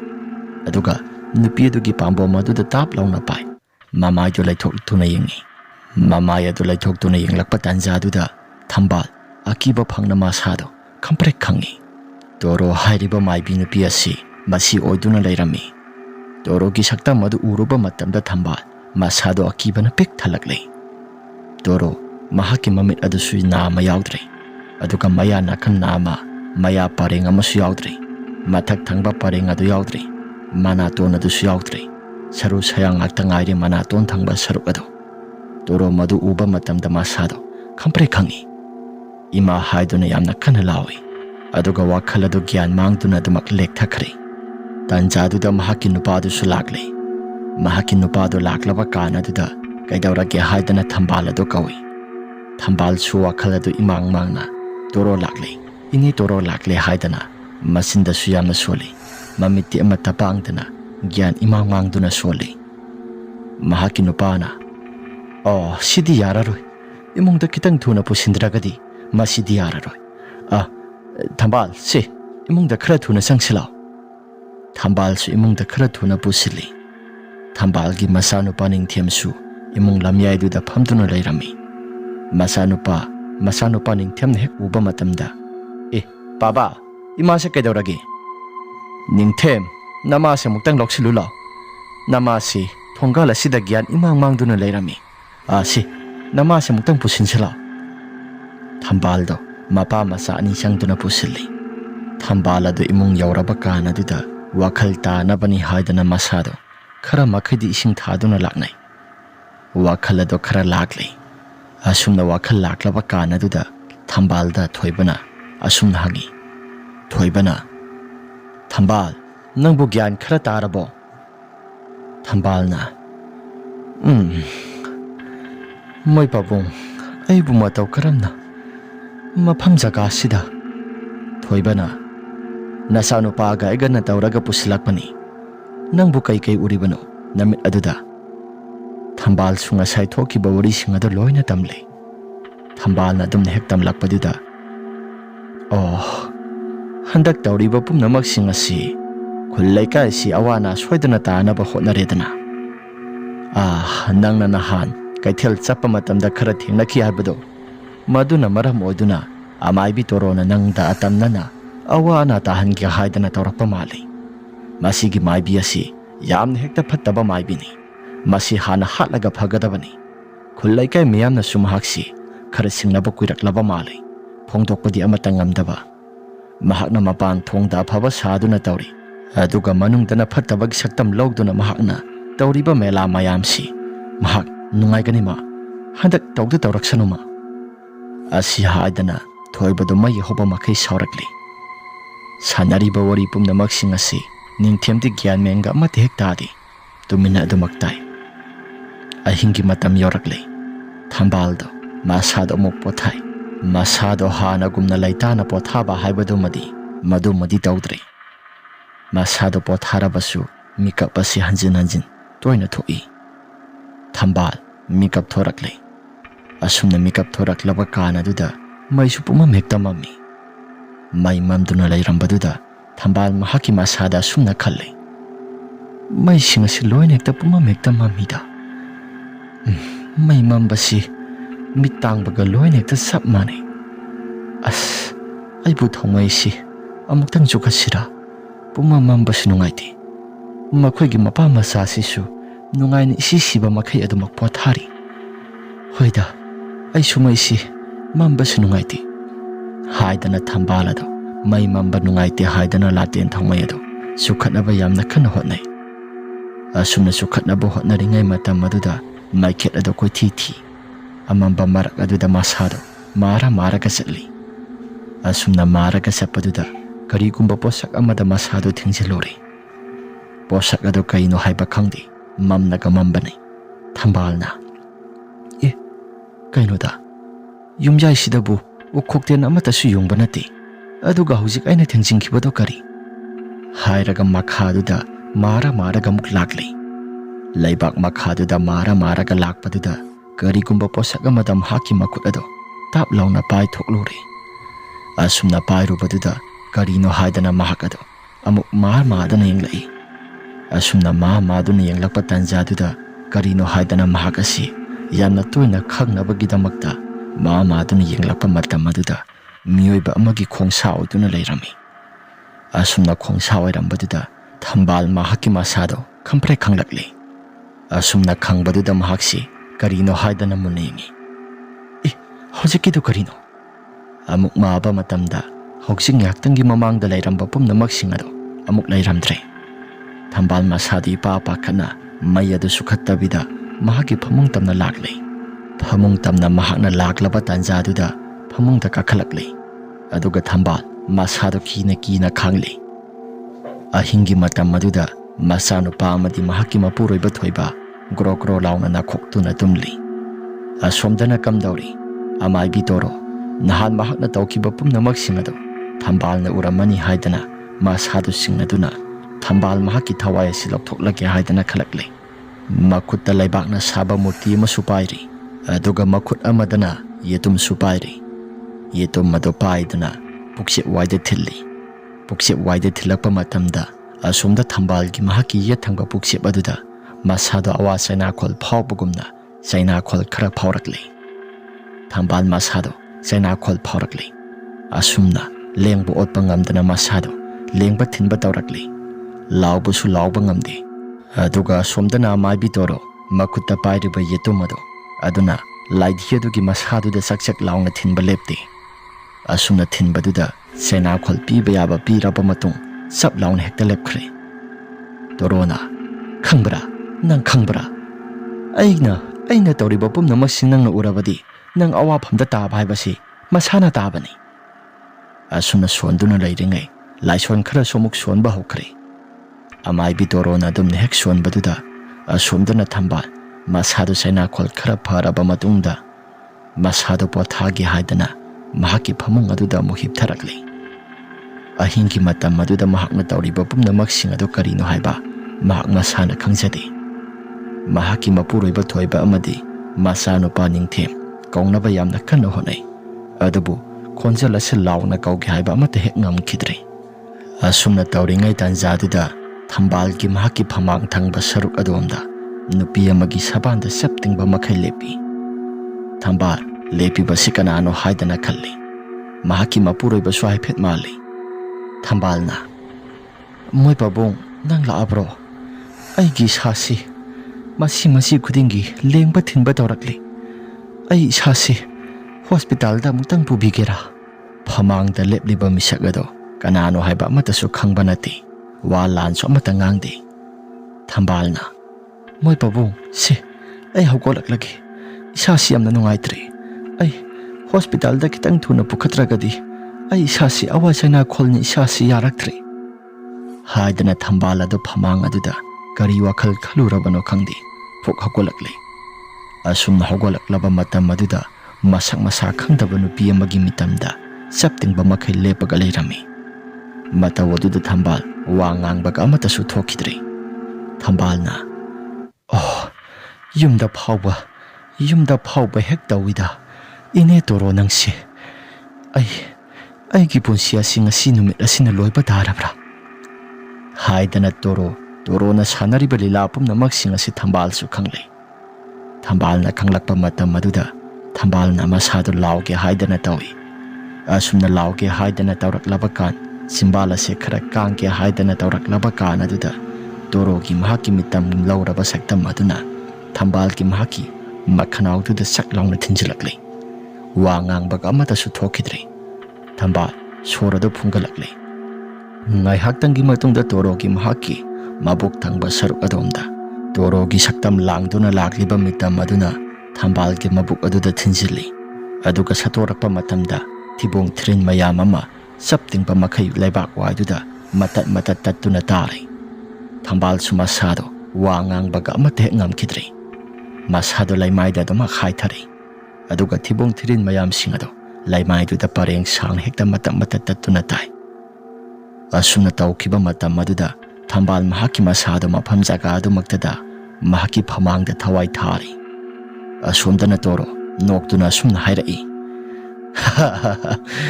Thambal nang khangbra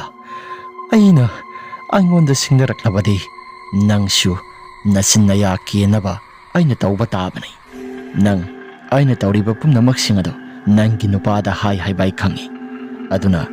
laikai sida pakthok chakthoraktringai nang hatpana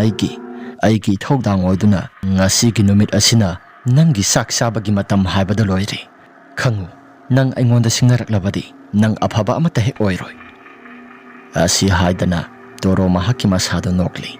Aduga ngasigi numiki oinadi yare ai phamungda pothaba changlage haidana do maksangkhari. Asum tauduna lairingai matam maduda nongalakpada mahaki mapuroiba Thambalgi mapuroiba thoibado mahaki nupi hawgot malakte haidana mahaksi Thambalgi kada sanglakle. Aduna Thambalgi kada sanglakpa matam aduda mahaki nupi Thambalna siramliba phibam madu uba matamda yengba ngamdadana mahaksi yamna kan hekta laurai. Masa nupa ningthem madu suthorakle. Aduga tauriba phibam mase karino haidana yengbada masa nupa ningthem madu sumakok paiduna khangle. Thambalgi misiedo yamna singnaningai oiduna sirami. Ahingi matam maduda kanagumba amata sulakidi mabukki saruk adusu hotrong hoba makhai leirami. Madu khaktasu nati thibong thirin mayam sing adusu laibakta matat taaduna leirami. Aduga thibong thirin asangba amasu kangkhalgi saikhok aduda yangkhatlami. Mataw aduda mayam sing adusu mathang manaw naina sinsinnarakli. Laikagi miyam sing asisu Thambalgi imungda tawriba mayam sing asi yengle. Misi ado angakpa phangna siba haibado oibaduda makhoi mayam asisu kari haigadabano haifam tawpham amata khangdri. Mataw karamna siribano haidana makhoina mathang hangdarakli. Namit nini mamangda Thambalda thengakiba pumnamak singado mahaki mapuroiba thoibana paw singado loina tamle. Asumna paw singado tamba matamda laikagi myo singa sumna hainabasu yawi. Hoine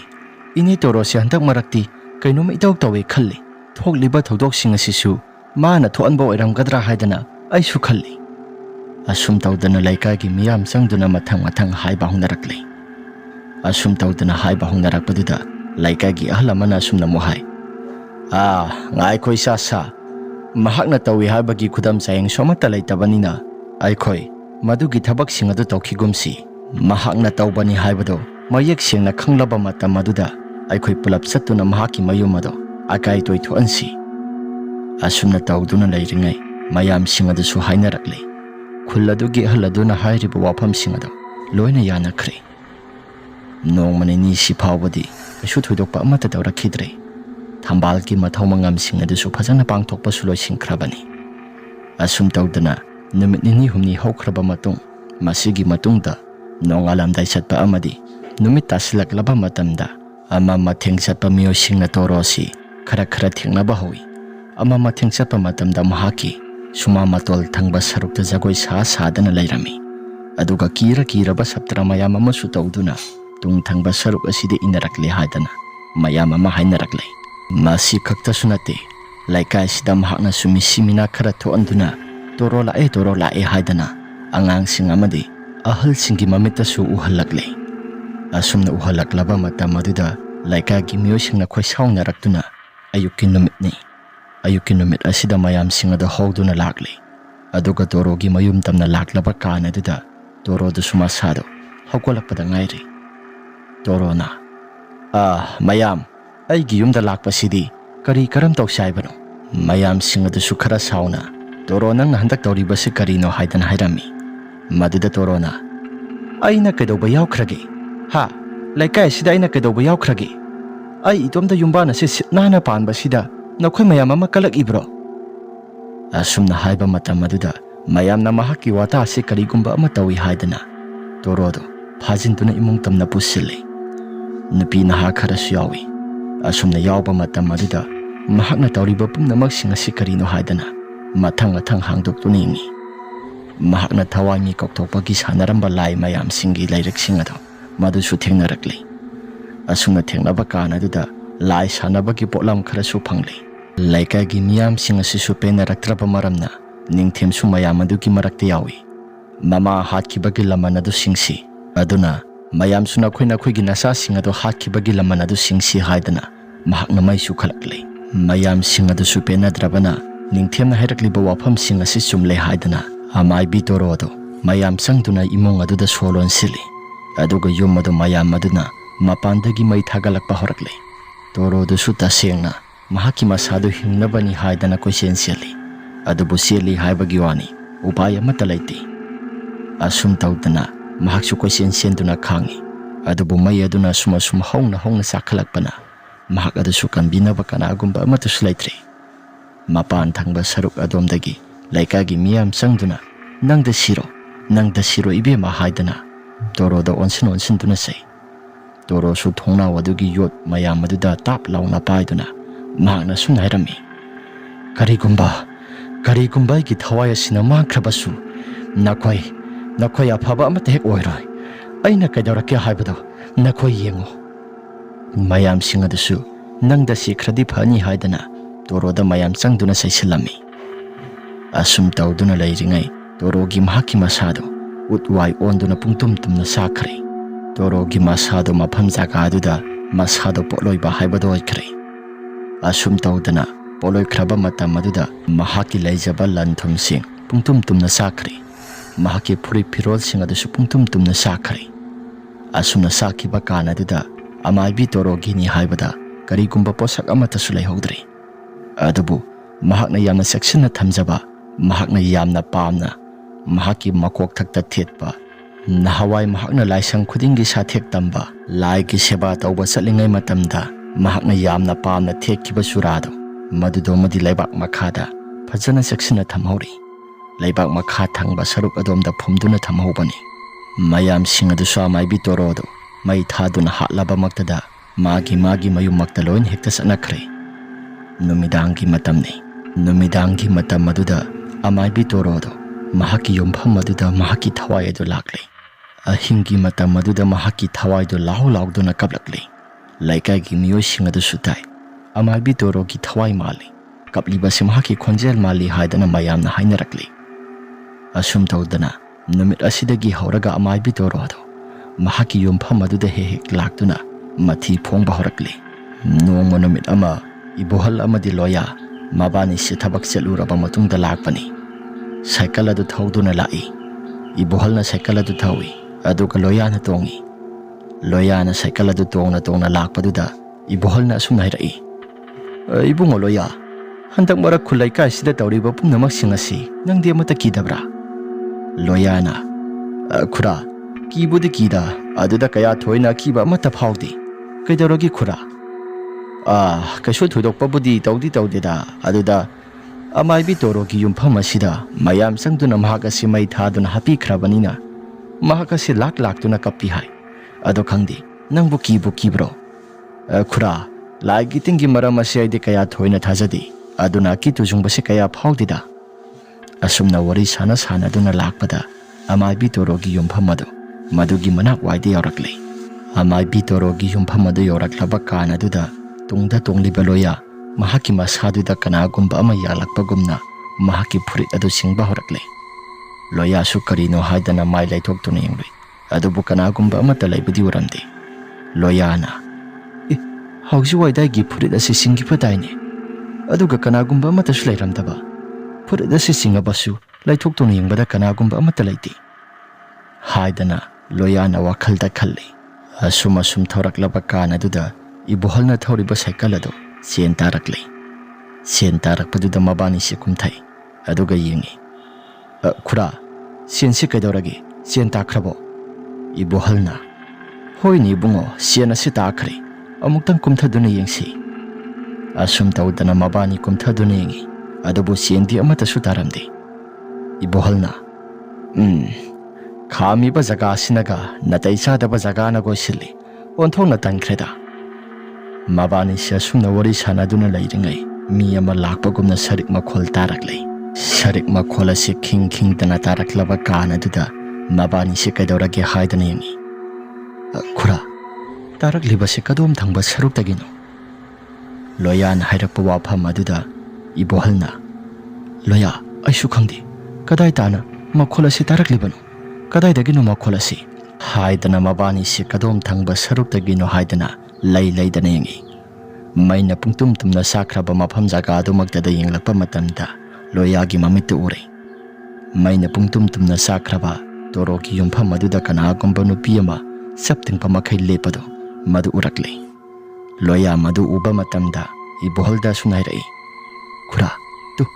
ꯑꯥꯗ ꯂꯩꯔꯤꯁꯤ ꯀꯅꯥꯅꯣ ꯃꯩꯅ ꯄꯨꯡꯇꯨꯝ ꯇꯨꯝꯅ ꯁꯥꯈ꯭ꯔꯕ ꯑꯃꯥꯏꯕꯤ ꯇꯣꯔꯣꯒꯤ ꯌꯨꯝꯐꯝ ꯑꯁꯤꯗ ꯆꯞ ꯇꯤꯡꯕ ꯃꯈꯩ ꯂꯦꯞꯄꯒ ꯂꯩꯔꯤꯁꯤ ꯁꯤꯕꯨ ꯀꯅꯥꯅꯣ ꯈꯨꯔꯥ ꯏꯕꯣꯍꯜꯁꯨ ꯃꯨꯟꯅ ꯌꯦꯡꯕ ꯃꯇꯝꯗ ꯃꯁꯥꯗꯣ ꯑꯀꯤ ꯇꯨꯖꯨꯡꯕ ꯐꯥꯎꯔꯛꯂꯦ ꯏꯕꯣꯍꯜꯅ ꯂꯣꯌꯥ ꯁꯤꯗꯤ ꯀꯅꯥꯅꯣ ꯌꯨꯝꯐꯝ ꯑꯁꯤꯗꯤ ꯃꯌꯥꯝꯅ ꯀꯤꯅꯗꯅ ꯆꯪꯅꯗꯕ ꯖꯒꯥ ꯑꯃꯅꯤ ꯂꯣꯌꯥ ꯈꯤꯇꯪ ꯊꯨꯅ ꯆꯠꯁꯤꯜꯂꯣ ꯍꯥꯏꯗꯅ ꯃꯕꯥꯅꯤꯁꯤ ꯁꯥꯏꯀꯜ ꯑꯗꯨ ꯏꯟꯗꯨꯅ ꯂꯥꯛꯂꯦ ꯃꯕꯥꯅꯤꯅ ꯏꯟꯗꯨꯅ ꯂꯥꯛꯄ ꯀꯥꯟ ꯑꯗꯨꯗ ꯇꯨꯡ ꯊꯪꯕ ꯁꯔꯨꯛ ꯑꯁꯤꯗ ꯀꯅꯥꯒꯨꯝꯕ ꯑꯃ ꯏꯟꯅꯔꯛꯄꯒꯨꯝꯅ ꯇꯧꯔꯛꯂꯦ ꯏꯕꯣꯍꯜꯁꯨ ꯇꯧꯔꯤꯕ ꯄꯨꯝꯅꯃꯛꯁꯤꯡ ꯑꯗꯨ ꯀꯔꯤꯅꯣ ꯍꯥꯏꯗꯅ ꯈꯜꯂꯛꯂꯦ ꯃꯕꯥꯅꯤꯅ ꯇꯨꯡ ꯊꯪꯕ ꯁꯔꯨꯛ ꯑꯗꯣꯝꯗ ꯑꯁꯨꯝ ꯀꯅꯥꯒꯨꯝꯕ ꯃꯤꯁꯛ ꯑꯃꯅ ꯏꯟꯅꯔꯛꯄꯗꯣ ꯃꯗꯨꯒꯤ ꯁꯛꯇꯝꯁꯤꯡ ꯑꯗꯨꯁꯨ ꯑꯃꯠꯇ ꯍꯟꯅ ꯐꯥꯎꯕ ꯌꯦꯡꯕ ꯇꯧꯗꯦ ꯃꯃꯥꯡ ꯊꯪꯕ ꯁꯔꯨꯛꯇꯁꯨ ꯅꯨꯄꯤ ꯑꯃ ꯆꯩꯁꯨ ꯀꯣꯛ ꯂꯥꯎꯅ ꯁꯨꯔꯒ ꯆꯠꯄꯒꯨꯝ ꯇꯧꯔꯤ ꯃꯇꯧ ꯑꯗꯨꯗ ꯂꯣꯌꯥꯅ ꯈꯨꯔꯥ ꯌꯦꯡꯉꯣ ꯃꯃꯥꯡ ꯊꯪꯕ ꯁꯔꯨꯛ ꯑꯁꯤꯗ ꯅꯨꯄꯤ ꯑꯃ ꯆꯠꯄꯒꯨꯝ ꯇꯧꯔꯤꯕꯁꯤ ꯈꯨꯔꯥ ꯅꯪꯕꯨ ꯎꯗꯕ꯭ꯔꯣ ꯂꯣꯌꯥꯒꯤ ꯋꯥꯐꯝ ꯑꯗꯨꯗ ꯏꯕꯣꯍꯜꯅ ꯂꯣꯌꯥ ꯃꯃꯥꯡ ꯊꯪꯕꯗ ꯆꯠꯂꯤꯕꯁꯤ ꯀꯅꯥꯅꯣ ꯁꯤꯕꯨ ꯈꯨꯔꯥ ꯑꯩꯁꯨ ꯈꯪꯗꯦ ꯍꯥꯏꯗꯅ ꯃꯃꯥꯡ ꯊꯪꯕꯗ ꯀꯣꯛ ꯂꯥꯎꯅ ꯆꯠꯂꯤꯕ ꯅꯨꯄꯤꯗꯣ ꯆꯞ ꯇꯤꯡꯕ ꯃꯈꯩ ꯂꯦꯞꯄꯤ ꯆꯠꯂꯝꯕ ꯄꯨꯝꯅꯃꯛꯁꯤꯡ ꯑꯗꯨ ꯆꯞ ꯍꯦꯛꯇ ꯂꯦꯞꯇꯅ ꯇꯨꯃꯤꯟ ꯍꯦꯛꯇ ꯂꯩꯈ꯭ꯔꯦ ꯃꯕꯥꯅꯤꯁꯨ ꯈꯔ ꯊꯨꯅ ꯆꯪꯂꯛꯂꯦ ꯑꯗꯨꯒ ꯀꯅꯥꯅꯣ ꯑꯃꯨꯛꯇꯪꯗꯤ ꯌꯦꯡꯁꯤ ꯍꯥꯏꯗꯅ ꯃꯕꯥꯅꯤꯁꯤ ꯅꯨꯄꯤ ꯑꯗꯨꯒꯤ ꯃꯅꯥꯛ ꯑꯗꯨꯗ ꯆꯪꯂꯛꯂꯦ ꯂꯣꯌꯥꯅ ꯅꯨꯄꯤ ꯑꯗꯨꯗꯒꯤ ꯈꯔ ꯍꯪꯒꯠꯇꯨꯅ ꯅꯨꯄꯤ ꯑꯗꯨ ꯀꯅꯥꯅꯣ ꯍꯥꯏꯗꯅ ꯌꯦꯡꯉꯤ ꯑꯗꯨꯕꯨ ꯅꯨꯄꯤ ꯑꯗꯨ ꯃꯀꯣꯛ ꯃꯔꯨꯁꯨ ꯑꯃꯠꯇ ꯌꯥꯎꯗ ꯃꯁꯥ ꯈꯛꯇꯃꯛ ꯂꯦꯞꯂꯒ ꯂꯩꯔꯝꯃꯤ ꯃꯇꯧ ꯑꯗꯨꯗ ꯏꯕꯣꯍꯜ ꯑꯃꯗꯤ ꯂꯣꯌꯥ ꯈꯝꯄꯔꯦꯛ ꯈꯪꯗꯨꯅ ꯃꯌꯨꯝ ꯃꯀꯩ ꯄꯥꯡꯅ ꯍꯦꯛꯇ ꯁꯥꯏꯀꯜ ꯑꯗꯨ ꯏꯟꯊꯣꯛ ꯊꯅꯝꯗꯨꯅ ꯆꯦꯜꯂꯛꯂꯦ ꯑꯁꯨꯝꯅ ꯆꯦꯜꯂꯛꯂꯕ ꯀꯥꯟ ꯑꯗꯨꯗ ꯂꯩꯀꯥꯏꯒꯤ ꯃꯤꯑꯣꯏꯁꯤꯡ ꯑꯗꯨ ꯅꯣꯡꯃꯒꯤ ꯑꯁꯨꯝ ꯇꯝꯅꯕ ꯑꯁꯨꯝ ꯎꯔꯛꯄ ꯍꯧꯔꯛꯂꯦ ꯅꯣꯡꯃ ꯅꯨꯃꯤꯠ ꯑꯃ ꯂꯩꯀꯥꯏꯒꯤ ꯁꯔꯠ ꯍꯥꯏꯗꯅ ꯀ꯭ꯂꯕꯀꯤ ꯃꯦꯝꯕꯔ ꯑꯃ ꯂꯩ ꯃꯍꯥꯛꯅ ꯈ꯭ꯋꯥꯏꯗꯒꯤ ꯃꯔꯨ ꯑꯣꯏꯅ ꯂꯝꯖꯤꯡꯗꯨꯅ ꯇꯣꯔꯣꯒꯤ ꯃꯌꯨꯝ ꯑꯁꯤ ꯃꯩ ꯊꯥꯗꯣꯛꯈꯤꯕꯅꯤ ꯁꯔꯠ ꯏꯝꯐꯥꯜꯗ ꯊꯕꯛ ꯑꯃ ꯆꯠꯂꯨꯔꯕ ꯃꯇꯨꯡ ꯈꯨꯜꯗꯒꯤ ꯃꯍꯥꯛꯅ ꯈꯣꯡꯅ ꯂꯥꯛꯂꯦ ꯑꯁꯨꯝꯅ ꯂꯩꯔꯛ ꯃꯆꯤꯜꯗ ꯃꯍꯥꯛꯁꯦ ꯈꯣꯡꯅ ꯂꯥꯛꯂꯕ ꯀꯥꯟ ꯑꯗꯨꯗ ꯃꯇꯝ ꯑꯗꯨꯁꯨ ꯈꯔꯗꯤ ꯊꯦꯡꯂꯦ ꯑꯊꯦꯡꯕ ꯀꯔꯤꯁꯨ ꯑꯃꯠꯇ ꯐꯪꯗꯕꯅ ꯃꯇꯝ ꯁꯥꯡꯅ ꯃꯍꯥꯛꯁꯨ ꯈꯔ ꯀꯨꯏꯅ ꯈꯣꯡꯅ ꯂꯥꯛꯂꯦ ꯑꯁꯨꯝꯅ ꯈꯣꯡꯅ ꯂꯥꯛꯄ ꯀꯥꯟ ꯑꯗꯨꯗ ꯁꯔꯠ ꯃꯍꯥꯛꯀꯤ ꯃꯁꯥꯗꯣ ꯑꯀꯤ ꯇꯨꯖꯨꯡꯕ ꯑꯃꯠꯇ ꯐꯥꯎꯕ ꯇꯧꯗ ꯑꯗꯨꯃꯛ ꯂꯥꯛꯄꯅꯤ ꯁꯔꯠꯅ ꯒꯥꯔꯤꯅꯦ ꯍꯥꯏꯗꯅ ꯇꯧꯔꯤꯕ ꯄꯨꯝꯅꯃꯛꯁꯤꯡ ꯑꯗꯨꯁꯨ ꯑꯃꯠꯇꯁꯨ ꯂꯩꯇꯦ ꯒꯥꯔꯤꯅꯦ ꯍꯥꯏꯗꯅ ꯈꯨꯜ ꯂꯩꯀꯥꯏꯁꯤ ꯈꯔ ꯀꯨꯡꯅ ꯆꯦꯟꯕ ꯑꯣꯏꯔꯗꯤ ꯐꯕ ꯃꯗꯨꯁꯨ ꯅꯠꯇꯦ ꯈꯣꯡꯅ ꯁꯥꯡꯅ ꯑꯃꯨꯛ ꯆꯠꯀꯗꯧꯔꯤꯕ ꯂꯝꯁꯥꯡ ꯆꯠꯂꯨꯔꯕ ꯃꯇꯨꯡꯗ ꯑꯁ ꯑꯣꯟꯊꯣꯛꯅ ꯇꯟꯈ꯭ꯔꯦꯗ ꯆꯠꯇꯕꯗꯤ ꯌꯥꯗꯦ ꯆꯠꯄ ꯇꯥꯕꯅꯤ ꯍꯥꯏꯗꯅ ꯁꯔꯠ ꯑꯗꯣ ꯈꯣꯡꯅ ꯑꯁꯨꯝ ꯂꯥꯛꯄ ꯍꯧꯏ ꯑꯁꯨꯝꯅ ꯂꯥꯛꯄ ꯀꯥꯟ ꯑꯗꯨꯗ ꯇꯣꯔꯣꯒꯤ ꯃꯌꯨꯝ ꯃꯄꯥꯗ ꯌꯧꯁꯤꯜꯂꯛꯂꯦ ꯁꯔꯠ ꯑꯗꯨꯝ ꯍꯦꯛ ꯌꯧꯁꯤꯜꯂꯛꯄ ꯀꯥꯟ ꯑꯗꯨꯗ ꯃꯍꯥꯛꯀꯤ ꯃꯁꯥꯗ ꯀꯔꯤꯒꯨꯝꯕ ꯈꯔꯗꯤ ꯁꯅꯤꯜ ꯈꯔ ꯐꯪꯕ ꯍꯧꯔꯛꯂꯦ ꯇꯣꯔꯣꯒꯤ ꯌꯨꯝꯐꯝ ꯃꯥꯏꯀꯩ ꯑꯁꯨꯝ ꯇꯝꯅ ꯃꯍꯥꯛꯁꯤ ꯌꯦꯡꯉꯤ ꯑꯗꯨꯝꯅ ꯌꯦꯡꯕ ꯀꯥꯟ ꯑꯗꯨꯗ ꯁꯔꯠ ꯃꯍꯥꯛꯀꯤ ꯃꯁꯥꯗ ꯁꯨꯝꯒꯤ ꯃꯥꯏꯀꯩ ꯊꯪꯕ ꯁꯔꯨꯛ ꯑꯁꯤꯗ ꯑꯩꯒꯤ ꯁꯥꯁꯤ ꯌꯦꯡꯅꯤꯡꯂꯤꯕꯁꯤꯅ ꯀꯔꯤꯒꯤ ꯃꯁꯤ ꯀꯔꯤꯒꯨꯝꯕ ꯈꯔꯗꯤ ꯑꯩꯒꯤ ꯁꯥꯁꯤꯗ ꯐꯥꯎꯏꯗ ꯑꯩ ꯆꯠꯇꯕ ꯌꯥꯗ꯭ꯔꯦ ꯍꯥꯏꯗꯅ ꯁꯔꯠ ꯃꯍꯥꯛꯀꯤ ꯃꯁꯥꯗꯣ ꯃꯈꯣꯡ ꯊꯥꯡꯗꯅ ꯂꯥꯛꯏ ꯑꯗꯨꯕꯨ ꯈꯣꯡ ꯊꯥꯡꯗꯨꯅ ꯂꯥꯛꯏ ꯍꯥꯏꯕꯒꯤ ꯋꯥꯅꯤ ꯆꯠꯂꯤꯕꯅꯤ ꯍꯥꯏꯗꯅ ꯇꯧꯔꯤꯕꯗꯣ ꯃꯁꯤ ꯑꯃꯠꯇ ꯂꯦꯡꯕꯒꯨꯝ ꯇꯧꯗꯦ ꯃꯁꯤ ꯁꯨꯡꯂꯦꯡ ꯇꯧꯗ ꯃꯈꯣꯡꯗꯤ ꯑꯗꯨꯃꯛ ꯊꯥꯡꯏ ꯁꯔꯠ ꯇꯧꯔꯤꯕ ꯄꯨꯝꯅꯃꯛꯁꯤꯡ ꯑꯗꯨ ꯃꯁꯥꯗꯣ ꯆꯃꯝꯅꯔꯛꯂꯦ ꯃꯁꯥꯅ ꯈꯟꯖꯩ ꯀꯩꯅꯣꯗ ꯑꯩꯅ ꯉꯁꯥꯏ ꯃꯈꯩ ꯆꯠꯂꯤꯕꯅꯤ ꯍꯥꯏꯗꯅ ꯇꯧꯔꯤꯕꯁꯤ ꯃꯁꯤꯒ ꯑꯃꯠꯇ ꯍꯦꯛ ꯂꯦꯡꯗꯦ ꯍꯩꯁ ꯀꯔꯤ ꯃꯇꯧꯅꯣ ꯇꯧꯔꯤꯕꯁꯤꯗꯤ ꯍꯥꯏꯗꯅ ꯁꯔꯠꯁꯨ ꯂꯩꯔꯝꯃꯤ ꯑꯁꯨꯝꯅ ꯂꯩꯔꯤꯉꯩ ꯇꯥꯟꯖꯥꯗꯨꯗ ꯃꯩꯅ ꯄꯨꯡꯆꯥꯛ ꯆꯥꯛꯈ꯭ꯔꯕ ꯄꯨꯡꯀꯥ ꯀꯥꯊꯦꯛꯄꯒꯤ ꯃꯅꯝ ꯑꯃ ꯁꯔꯠꯀꯤ ꯅꯥꯇꯣꯟ ꯑꯗꯨꯗ ꯅꯝꯕ ꯍꯧꯔꯛꯂꯦ ꯑꯁꯨꯝꯅ ꯅꯝꯕ ꯍꯧꯔꯛꯄꯗꯨꯗ ꯁꯔꯠ ꯃꯍꯥꯛꯀꯤ ꯃꯁꯥꯗ ꯀꯔꯤꯒꯨꯝꯕ ꯈꯔ ꯈꯜꯂꯛꯂꯦ ꯀꯗꯥꯏꯋꯥꯏꯗꯒꯤꯅꯣ ꯅꯥꯇꯣꯟ ꯃꯅꯝ ꯑꯁꯤꯅ ꯀꯅꯝ ꯅꯝꯕ ꯑꯃ ꯅꯝꯂꯛꯂꯤꯕꯁꯤꯅ ꯍꯥꯏꯗꯅ ꯂꯩꯗꯅ ꯌꯦꯡꯉꯤ ꯑꯁꯨꯝꯅ ꯂꯩꯗꯅ ꯌꯦꯡꯂꯛꯄ ꯀꯥꯟ ꯑꯗꯨꯗ ꯃꯍꯥꯛꯀꯤ ꯅꯥꯀꯜ ꯊꯪꯕ ꯁꯔꯨꯛ ꯑꯗꯣꯝꯗ ꯂꯩꯔꯤꯕ ꯇꯣꯔꯣꯒꯤ ꯌꯨꯝꯐꯝ ꯑꯗꯨ ꯃꯗꯨꯗ ꯅꯨꯄꯤ ꯑꯃ ꯂꯦꯞꯂꯤꯕꯗꯣ Maikhuu kari kari tawduna lepaga leirami. Nupi adu maikhuu kaakibagi masado maina pungsak sakibagi mutharakpagumna maina pungsak sakibagi mai adu karum karum tawduna masado maikhuu thoktuna leirami. Madu uba matamda Sarat masado masidagi lakpa manamni haibasi khangli. Sarat haug thadana sengi haidana tawi. Adubu Sarat yamna kana senjarabasu masado mangam amata pangdi. Sielibani haidana tawribadasu masi amata lengdabagumna hanagi matawda damaklay. Sarat tawriba pumnamaksing asi karino haidana wakhalta khanjanarakli. Tawriba pumnamaksing asi karino. Sidi amaibi torogi yumpham asida nahawai akhoi mayam sangduna mai thakibaduda sida tawribra haidana wakhalda jajat khanba horakli. Asumna tawduna lairingai mahaki manak tamna sumasum torogi mitamadu manak waiduda sangba horakli. Manak ta sangba horaklaba kanaduda amaibi toro masado jagoi sathek tawduna karum karum tawraba saktamadu mahaki saktamaduna karum karum tawduna jagoi saba horakli. Sarakki mamang aduda Sarasu tawriba pumnamaksing asi karino haidana mahaki masado kitujungpa bharakli. Sarasu masado kibehmandana khongkrauda mapan adu magthoksilli. Mamang thangba saruk aduda jagoi laina sathek laina sai khongsi makholsodu maktai. Asumna jagoi saram laba matungda amaibi torogi mahaki haksang adu saru sayang sing adu loin hekta kingthakre. Ut oina kinthakraba matungda Saratki masado kibana masado langkoi sansilaktuna yamna kan hekta laugi khali. Adubu lauba amata ngamkidre. Asumna tawduna lairingai mahaki tung thangba sarukta kanagumba nupi amana khongji siraga Saratki manak tamna sumasum lakle. Matawduda Sarat sensi aiba sungamda masado tawpham chafam amata khangdri. Saratki manak wai yamna nakna nupi amana murum sonbagum tarakli. Saratna asumna hai aigi thawai kanbiyo aigi kari irano. Adumna hairakpa kanaduda torogi khonjalda yamna akiba phangna asumna hairai. Ai Sarat nangna natra aigi yummasi ahanba hauna maina thaduna sukhatkibado nangsu mafam jaga simaktada aina kaidauge haibado nang yengo. Ai hatkiba misak amata lemna amata tharoi loina pungtum tumba makai loina pungchak saktuna hatkadabani mafam jaga sida nangsu hingdre khango. Asumna Saratki mahaki nakong aduda adugumlaba akiba phanglaba khonjal adu tarakpaduda Sarat mahak mafam asida hingna satpa ngamaroi habasi mahak masasu khanglaklei. Asumna tawduna lairingai Saratki mahaki mangaksamado maduda kanagumba amana tapna paikhalaklei. Asumna paikhalaklaba matam maduda mahaki thabak aduda karigumba posak amana phaureng lengba makai masado nanggal thangba saruktagi thabak phauba hekta phauduna yochai amana thilaklei. Yochai aduna thilakpa matam maduda Saratsu yamna kana lawi. Asumna lawbaduda torosu yamna haraukta yamna mahaksu akhaba minok amada noi. Saratsu mafam jaga adu maktada thawai thari. Aduga torona mahaki thawai aduna asumna hairai. Khango mafam jaga asida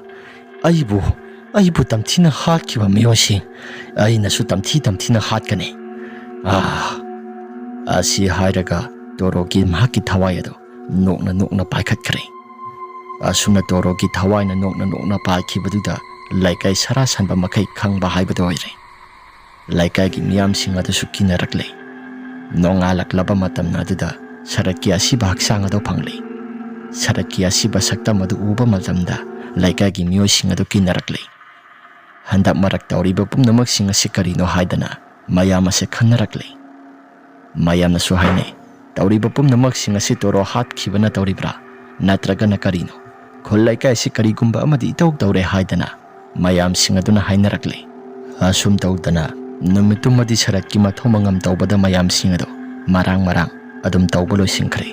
Asum tawdana Sarat sikraba matung aduda makhoigi laikai gi miyosing adu amamam anida torona hatpa horakli numit khudingi. Asumna hatpa horaklaba kana aduda khuha thina hali. Kanagumba amana mami kothokduna siba aduga makok adu pumchai saiba makai masak masa amata lofam khangdaba makai siba ꯑꯁꯤꯒꯨꯝꯂꯕ ꯃꯤꯁꯤ ꯆꯥꯗꯕ ꯈꯨꯁꯤ ꯑꯁꯤ ꯁꯤꯕ ꯍꯧꯔꯛꯂꯤ꯫ ꯂꯩꯀꯥꯏꯁꯤ ꯍꯦꯛꯇ ꯈꯥꯡꯈꯣꯡ ꯆꯥꯏꯕ ꯃꯈꯩ ꯑꯣꯠꯄ ꯍꯧꯔꯛꯂꯤ꯫ ꯂꯩꯀꯥꯏꯒꯤ ꯃꯤꯌꯥꯝ ꯄꯨꯂꯞ ꯄꯨꯟꯗꯨꯅ ꯋꯥ ꯈꯟꯅꯕ ꯍꯧꯅꯔꯛꯂꯤ꯫ ꯊꯝꯕꯥꯜꯒꯤ ꯅꯨꯄꯥ ꯊꯣꯏꯕꯅ ꯑꯁꯨꯝꯅ ꯍꯥꯏꯔꯛꯏ, ꯃꯌꯥꯝ, ꯑꯩꯒꯤ ꯋꯥꯐꯝ ꯑꯁꯤ ꯑꯃꯨꯛꯇꯪ ꯇꯥꯕꯤꯌꯨ꯫ ꯑꯩꯒꯤ ꯅꯨꯄꯤ ꯁꯤꯈ꯭ꯔꯕ ꯃꯇꯨꯡ ꯂꯩꯀꯥꯏꯒꯤ ꯃꯤꯌꯥꯝ ꯆꯪꯗꯨꯅ ꯑꯋꯥ ꯑꯅꯥ ꯇꯥꯔꯛꯂꯕ ꯃꯌꯥꯝꯁꯤꯡ ꯑꯗꯣ ꯑꯃꯥꯏꯕꯤ ꯇꯣꯔꯣꯅꯅꯤ ꯍꯥꯏꯗꯅ ꯃꯌꯥꯝ ꯆꯪꯗꯨꯅ ꯃꯩ ꯊꯥꯕꯤꯈ꯭ꯔꯦ ꯃꯍꯥꯛꯀꯤ ꯃꯌꯨꯝ ꯑꯗꯨ꯫ ꯃꯗꯨ ꯈꯛꯇꯁꯨ ꯅꯠꯇꯦ, ꯃꯌꯨꯝ ꯃꯅꯨꯡ ꯑꯗꯨꯗ ꯃꯍꯥꯛꯀꯤ ꯊꯋꯥꯏ ꯑꯗꯨꯁꯨ ꯊꯋꯥꯏ ꯍꯛꯆꯥꯡ ꯄꯨꯂꯞ ꯄꯨꯟꯅ ꯃꯩ ꯊꯥꯗꯨꯅ ꯍꯥꯠꯄꯤꯈ꯭ꯔꯦ꯫ ꯃꯁꯤꯒꯤ ꯃꯇꯨꯡ ꯑꯁꯤꯗ ꯃꯍꯥꯛꯀꯤ ꯁꯥꯔꯥꯙꯥ ꯀꯔꯃꯁꯨ ꯑꯃꯠꯇ ꯁꯣꯟꯈꯤꯗꯦ꯫ ꯃꯁꯤꯅ ꯃꯔꯝ ꯑꯣꯏꯗꯨꯅ ꯍꯥꯟꯅꯒꯤ ꯑꯃꯥꯏꯕꯤꯁꯨ ꯑꯣꯏꯔꯝꯕꯒ ꯃꯍꯥꯛꯀꯤ ꯊꯋꯥꯏ ꯃꯤꯁꯤꯡ ꯑꯗꯨꯅ ꯑꯩꯈꯣꯏ ꯃꯌꯥꯝ ꯑꯁꯤ ꯑꯋꯥ ꯑꯅꯥ ꯇꯥꯍꯜꯂꯒꯦ ꯍꯥꯏꯗꯅ ꯃꯍꯥꯛꯀꯤ ꯊꯋꯥꯏ ꯑꯁꯤꯅ ꯇꯝꯅꯔꯛꯄ꯭ꯔꯥ ꯍꯥꯏꯗꯨꯅ ꯈꯜꯂꯤ꯫ ꯈꯨꯜꯒꯤ ꯂꯩꯀꯥꯏ ꯑꯁꯤꯗ ꯑꯋꯥ ꯑꯅꯥ ꯇꯥꯔꯤꯕ ꯄꯨꯝꯅꯃꯛꯁꯤꯡ ꯑꯩꯒꯤ ꯋꯥꯈꯜꯗꯗꯤ ꯑꯃꯥꯏꯕꯤ ꯇꯣꯔꯣꯅ ꯇꯧꯕꯅꯤ ꯍꯥꯏꯕꯁꯤ ꯑꯩ ꯁꯣꯏꯗꯅ ꯆꯤꯡꯅꯕ ꯂꯩ꯫ ꯃꯌꯥꯝꯁꯤꯡ ꯑꯗꯨꯁꯨ ꯍꯥꯏꯅꯔꯛꯂꯤ꯫ ꯃꯌꯥꯝꯁꯤꯡ ꯑꯗꯨ ꯁꯥꯎꯅꯤꯡꯕꯒꯤ ꯃꯌꯥꯏꯅ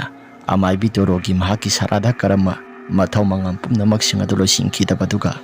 ꯍꯥꯟꯅꯗꯒꯤꯁꯨ ꯍꯧꯅ ꯑꯃꯥꯏꯕꯤ ꯑꯣꯏꯔꯛꯄꯗꯨꯒ ꯃꯁꯤꯅ ꯄꯨꯝꯅꯃꯛ ꯑꯣꯏꯗꯨꯅ ꯇꯝꯅꯕ ꯑꯣꯏꯔꯝꯒꯅꯤ꯫ ꯈꯨꯜ ꯂꯩꯀꯥꯏꯁꯤꯗ ꯑꯋꯥ ꯑꯅꯥ ꯇꯥꯔꯤꯕ ꯃꯤꯁꯤ ꯃꯤꯅꯥ ꯇꯞꯅ ꯇꯞꯅ ꯊꯣꯔꯛꯄ ꯍꯧꯔꯛꯂꯤꯕꯁꯤ ꯃꯁꯤꯅ ꯑꯌꯥꯝꯕ ꯑꯣꯏꯒꯅꯤ ꯍꯥꯏꯗꯅ ꯃꯌꯥꯝꯅ ꯆꯤꯡꯅꯕ ꯍꯧꯔꯛꯂꯤ꯫ ꯅꯣꯡꯃ ꯀꯥꯡꯗꯤ ꯃꯤꯁꯤ ꯃꯤꯅꯥ ꯊꯣꯛꯇꯨꯅ ꯇꯝꯊꯤ ꯇꯝꯊꯤꯕ ꯃꯤꯍꯥꯠꯇ ꯍꯥꯠꯇꯨꯅ ꯈꯨꯜ ꯂꯩꯀꯥꯏꯁꯤ ꯑꯋꯥ ꯑꯅꯥ ꯇꯥꯍꯟꯕꯅꯤ꯫ ꯅꯨꯃꯤꯗꯥꯡ ꯃꯇꯝꯕꯨ ꯑꯣꯏꯔꯕꯗꯤ ꯌꯨꯝꯗꯒꯤ ꯃꯄꯥꯟ ꯑꯃꯠꯇ ꯊꯣꯛꯅꯗꯦ꯫ ꯃꯄꯥꯟꯕꯨ ꯍꯦꯛ ꯊꯣꯛꯎꯔꯕ ꯃꯤꯗꯣ ꯗꯁꯥ ꯂꯝꯕꯟ ꯇꯥꯗꯨꯅ ꯑꯗꯨꯝ ꯑꯁꯤꯕꯒꯤ ꯈꯌꯥꯠꯇ ꯇꯥꯏ꯫ ꯈꯨꯜ ꯂꯩꯀꯥꯏꯁꯤ ꯃꯤꯌꯥꯝꯅꯁꯨ ꯑꯣꯠꯄ ꯅꯩꯕ ꯍꯦꯟꯃꯜꯂꯛꯄꯗꯨꯗ ꯅꯣꯡꯃ ꯅꯨꯃꯤꯠ ꯑꯃꯗꯤ ꯂꯩꯀꯥꯏꯒꯤ ꯃꯤꯌꯥꯝ ꯆꯪꯗꯨꯅ ꯄꯨꯂꯞꯅ ꯈꯨꯜ ꯊꯪꯅꯕꯗ ꯂꯩꯕ ꯑꯃꯥꯏꯕ ꯕꯥꯕꯨꯒꯤ ꯃꯌꯨꯝꯗ ꯂꯥꯛꯂꯦ꯫ ꯕꯥꯕꯨꯒꯤ ꯃꯌꯨꯝꯗ ꯂꯥꯛꯂꯕ ꯀꯥꯟ ꯑꯗꯨꯗ ꯑꯁꯨꯝꯅ ꯍꯥꯏꯔꯛꯏ, ꯊꯋꯥꯏ ꯑꯁꯤ ꯅꯈꯣꯏꯅ ꯀꯩꯅꯣ ꯌꯥꯝꯅ ꯍꯦꯛꯇ ꯇꯝꯊꯤꯅ ꯇꯧꯈ꯭ꯔꯦ꯫ ꯍꯥꯠꯂꯤꯕ ꯃꯤꯍꯥꯠ ꯑꯁꯤꯁꯨ ꯃꯍꯥꯛꯅ ꯑꯔꯥꯟꯕ ꯇꯧꯕ ꯄꯨꯝꯅꯃꯛꯁꯤꯡ ꯑꯗꯨ ꯅꯈꯣꯏꯅ ꯄꯦꯟꯗꯕꯗꯨꯗ ꯍꯥꯠꯈꯤꯕꯅꯤ ꯍꯥꯏꯕ ꯈꯪꯂꯤ꯫ ꯑꯗꯨꯕꯨ ꯍꯥꯠꯂꯕꯁꯨ ꯇꯨꯞꯂꯕꯁꯨ ꯁꯥꯔꯥꯙꯥ ꯀꯔꯃ ꯑꯃꯗꯤ ꯃꯊꯧ ꯇꯥꯕꯅꯤ꯫ ꯃꯗꯨꯁꯨ ꯅꯈꯣꯏ ꯇꯧꯗ꯭ꯔꯤꯗꯣ꯫ ꯌꯥꯕ꯭ꯔꯥ ꯌꯦꯡꯁꯤ, ꯌꯥꯕ꯭ꯔꯥ ꯌꯦꯡꯁꯤ꯫ ꯑꯗꯨꯕꯨ ꯑꯩꯒꯤ ꯋꯥꯈꯜꯗꯗꯤ ꯊꯋꯥꯏ ꯑꯁꯤ ꯑꯁꯨꯛꯀꯤ ꯃꯇꯤꯛ ꯌꯥꯝꯅ ꯃꯄꯥꯡꯒꯜ ꯑꯁꯤ ꯀꯟꯈ꯭ꯔꯦ꯫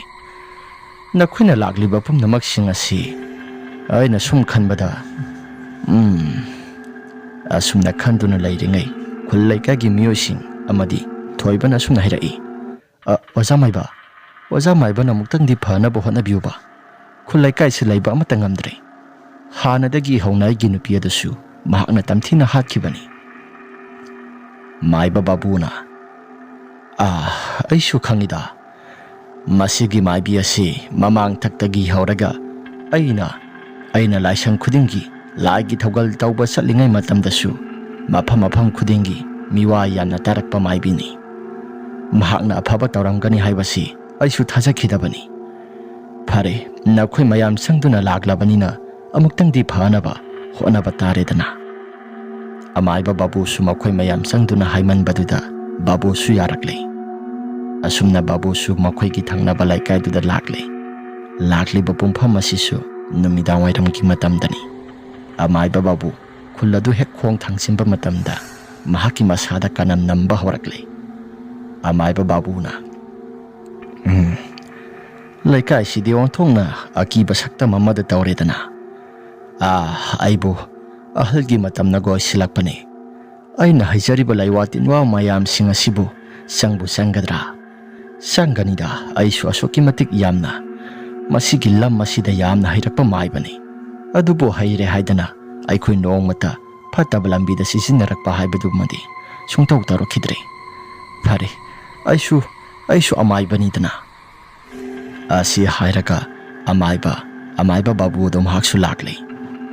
ꯃꯍꯥꯛꯅ ꯈꯨꯜ ꯑꯁꯤꯗ ꯈꯣꯡ ꯊꯥꯡꯖꯤꯜꯂꯛꯄ ꯃꯇꯝꯗ ꯅꯨꯄꯤ ꯑꯃꯅ ꯌꯥꯝꯅ ꯀꯟꯅ ꯀꯟꯅ ꯀꯞꯄꯒꯤ ꯃꯈꯣꯜ ꯑꯃ ꯇꯥꯔꯛꯂꯦ꯫ ꯑꯁꯨꯝꯅ ꯀꯞꯄꯒꯤ ꯈꯣꯟꯖꯦꯜ ꯇꯥꯅ ꯂꯥꯛꯄꯗꯨꯗ ꯌꯨꯝ ꯑꯃꯗ ꯆꯪꯁꯤꯜꯂꯛꯂꯦ꯫ ꯊꯣꯡ ꯑꯗꯨ ꯊꯤꯟꯗꯨꯅ ꯀꯧꯏ, ꯌꯨꯝ ꯑꯁꯤꯕꯨ ꯃꯤ ꯂꯩꯕ꯭ꯔꯣ? ꯌꯨꯝ ꯑꯁꯤ ꯊꯣꯡ ꯍꯥꯡꯉꯣ꯫ ꯏꯕꯣꯍꯜꯅ, ꯀꯅꯥ ꯑꯣꯏꯔꯕꯖꯥꯠꯅꯣ? ꯅꯨꯃꯤꯗꯥꯡ ꯋꯥꯏꯔꯝꯒꯤ ꯃꯇꯝ ꯑꯁꯤꯗ ꯀꯅꯥ ꯑꯣꯏꯔꯕꯅꯣ? ꯃꯥꯏꯕ ꯕꯥꯕꯨꯅ, ꯏꯕꯣꯍꯜ ꯅꯠꯇ꯭ꯔꯥ? ꯑꯩꯅꯤꯅꯦ, ꯅꯪ ꯃꯥꯃ ꯕꯥꯕꯨꯅꯤꯅꯦ꯫ ꯂꯥꯏꯒꯤ ꯊꯧ ꯇꯧꯅꯕ ꯑꯩꯁꯦ ꯂꯥꯛꯄꯅꯤ꯫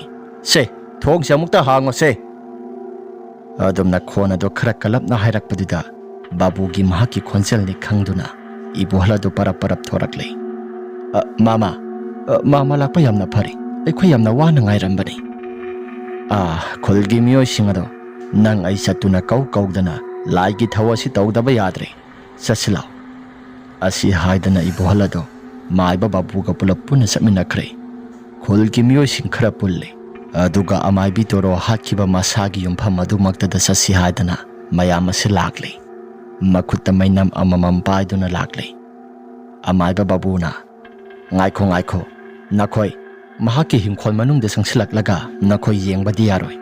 Sida dum yengo nakutta mainam amamamdo sijetna payu kesu thudokpa amata tawroi.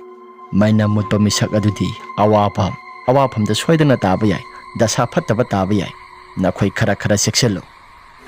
Asi hairamlaba matungda khulgi nahasing adusu makutta mainam amamam pai. Loya hoi amadi ningthem ibohal makhoi pulap yawi. Thoiba sodamak yawi. Makhoi maiba babuna sanariba pumnamak ado sorokki matai thangba sarok aduda yengge haidana tawi. Babu su thongal waide yauraba matungda mahakna porakliba posak sing ado puthorakle. Aduga lai sing ado kauba horakle. Lai kauna amaibi torodusu kaurakle. Torodu kauba matamda nonglai nungsit amaga loinana masado hururu laiduna lakle. Sorokta yengliba misak sing adusu pulap pun hekta tasinai. Babu torodu lakle khangduna mahaksu masado araiba pangal phudoktuna lai sing ado khuramba horakle. Babu na sumna hairai. Hai toro nangna khulai kai sida wana tahaliba pumnamak sing asi karino. Nang narol chumna hayu. Dorogi thawayaduna ai bu khulai kai sida awana tahaliba pumnamak sing asi. Ai bunuksi haitana hatkibaduna khulai kai ki miyoi sing asi ain awaphamda tahanbani. Hai adudi khulai kai sida nangna hana awaphamda tahalubaduda laikai ki miyoi sing asina sawbadagi tawbani. Dorona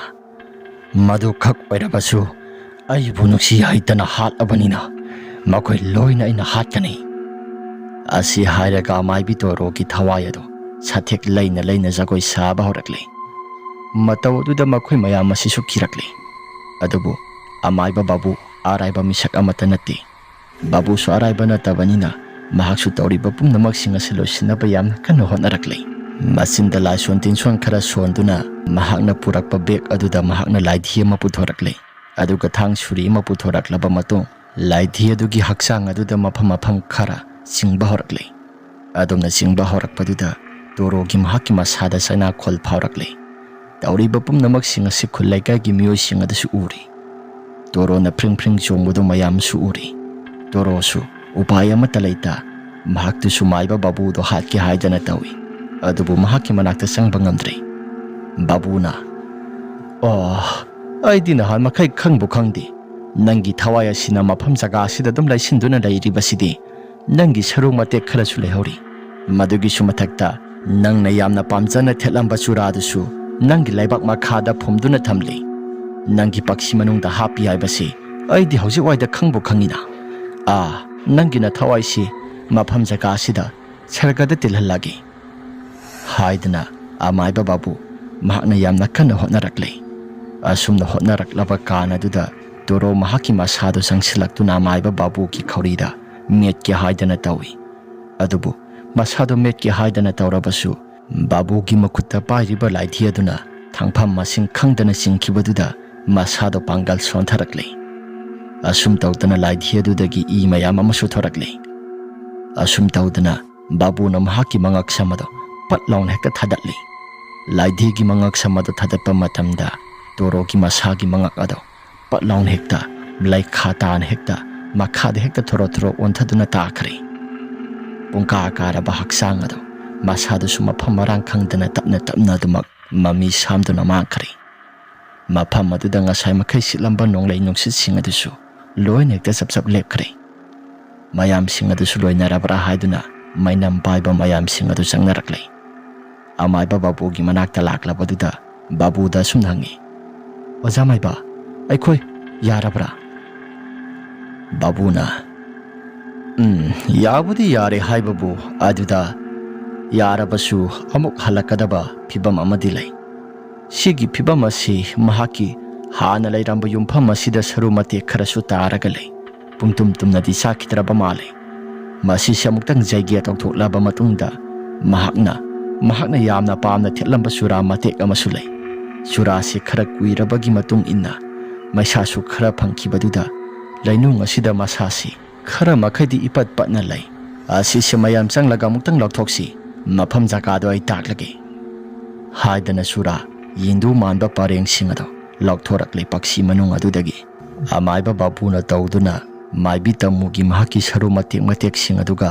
ꯆꯨꯔꯥ ꯃꯇꯦꯛ ꯑꯗꯨꯒ ꯄꯨꯂꯞ ꯄꯨꯟꯅ ꯍꯦꯛꯇ ꯃꯤ ꯑꯁꯤꯕ ꯁꯪꯁꯀꯥꯔ ꯇꯧꯕꯒꯨꯝꯅ ꯃꯐꯝ ꯖꯒꯥꯗꯨꯃꯛꯇꯗ ꯄꯣꯠꯂꯣꯏꯔꯦ꯫ ꯃꯐꯝ ꯖꯒꯥꯗꯨ ꯅꯣꯡꯉꯥꯜꯂꯕ ꯃꯇꯨꯡꯗ ꯂꯩꯀꯥꯏꯒꯤ ꯃꯤꯑꯣꯏꯁꯤꯡꯅ ꯆꯪꯗꯅꯕꯅꯤ ꯍꯥꯏꯗꯅ ꯃꯐꯝ ꯖꯒꯥꯗꯨ ꯐꯖꯅ ꯈꯥꯖꯤꯟꯗꯨꯅ ꯊꯝꯈ꯭ꯔꯦ꯫ ꯃꯁꯤꯒꯤ ꯃꯇꯨꯡ ꯑꯃꯥꯏꯕ ꯕꯥꯕꯨꯅ ꯈꯣꯏꯔꯝꯈ꯭ꯔꯕ ꯃꯇꯨꯡ ꯑꯗꯨꯗ ꯀꯔꯤꯒꯨꯝꯕ ꯑꯃꯠꯇꯁꯨ ꯇꯧꯈꯤꯗ꯭ꯔꯦ꯫ ꯂꯩꯀꯥꯏꯒꯤ ꯃꯤꯑꯣꯏꯁꯤꯡꯅ ꯕꯥꯕꯨ ꯑꯁꯤ ꯁꯛꯅ ꯁꯣꯟꯅꯗꯨꯅ ꯂꯩꯍꯧꯏ꯫ ꯃꯈꯥ ꯇꯥꯔꯛꯄꯗ ꯈꯨꯜ ꯑꯗꯨꯁꯨ ꯃꯤꯁꯤ ꯃꯤꯅꯥ ꯑꯃꯠꯇ ꯊꯣꯛꯇ꯭ꯔꯕꯗꯨꯗ ꯌꯥꯝꯅ ꯅꯨꯡꯉꯥꯏ ꯌꯥꯏꯐꯅ ꯄꯥꯟꯕ ꯍꯥꯏꯕꯗꯨ ꯑꯣꯏꯈꯤꯔꯝꯃꯤ꯫ ꯋꯥꯔꯤ ꯑꯁꯤ ꯃꯇꯥꯡ ꯑꯁꯤꯗ ꯂꯣꯏꯁꯤꯟꯖꯔꯦ꯫ ꯀꯔꯤꯒꯨꯝꯕ ꯋꯥꯔꯤ ꯑꯁꯤ ꯅꯨꯡꯉꯥꯏꯕꯤꯔꯕꯗꯤ ꯂꯥꯏꯛ ꯑꯃꯗꯤ ꯁꯕꯁꯀ꯭ꯔꯥꯏꯕ ꯁꯤꯌꯔ ꯇꯧꯕꯤꯔꯝꯃꯨ ꯍꯥꯏꯗꯨꯅ ꯍꯥꯏꯖꯔꯤ꯫ ꯐꯔꯦ ꯃꯌꯥꯝ, ꯑꯗꯨꯗꯤ ꯉꯁꯤꯒꯤꯗꯤ ꯃꯇꯥꯡ ꯑꯁꯤꯗ ꯂꯣꯏꯁꯤꯟꯖꯔꯒꯦ꯫ ꯃꯊꯪꯒꯤ ꯋꯥꯔꯤꯗ ꯊꯦꯡꯅꯔꯁꯤ꯫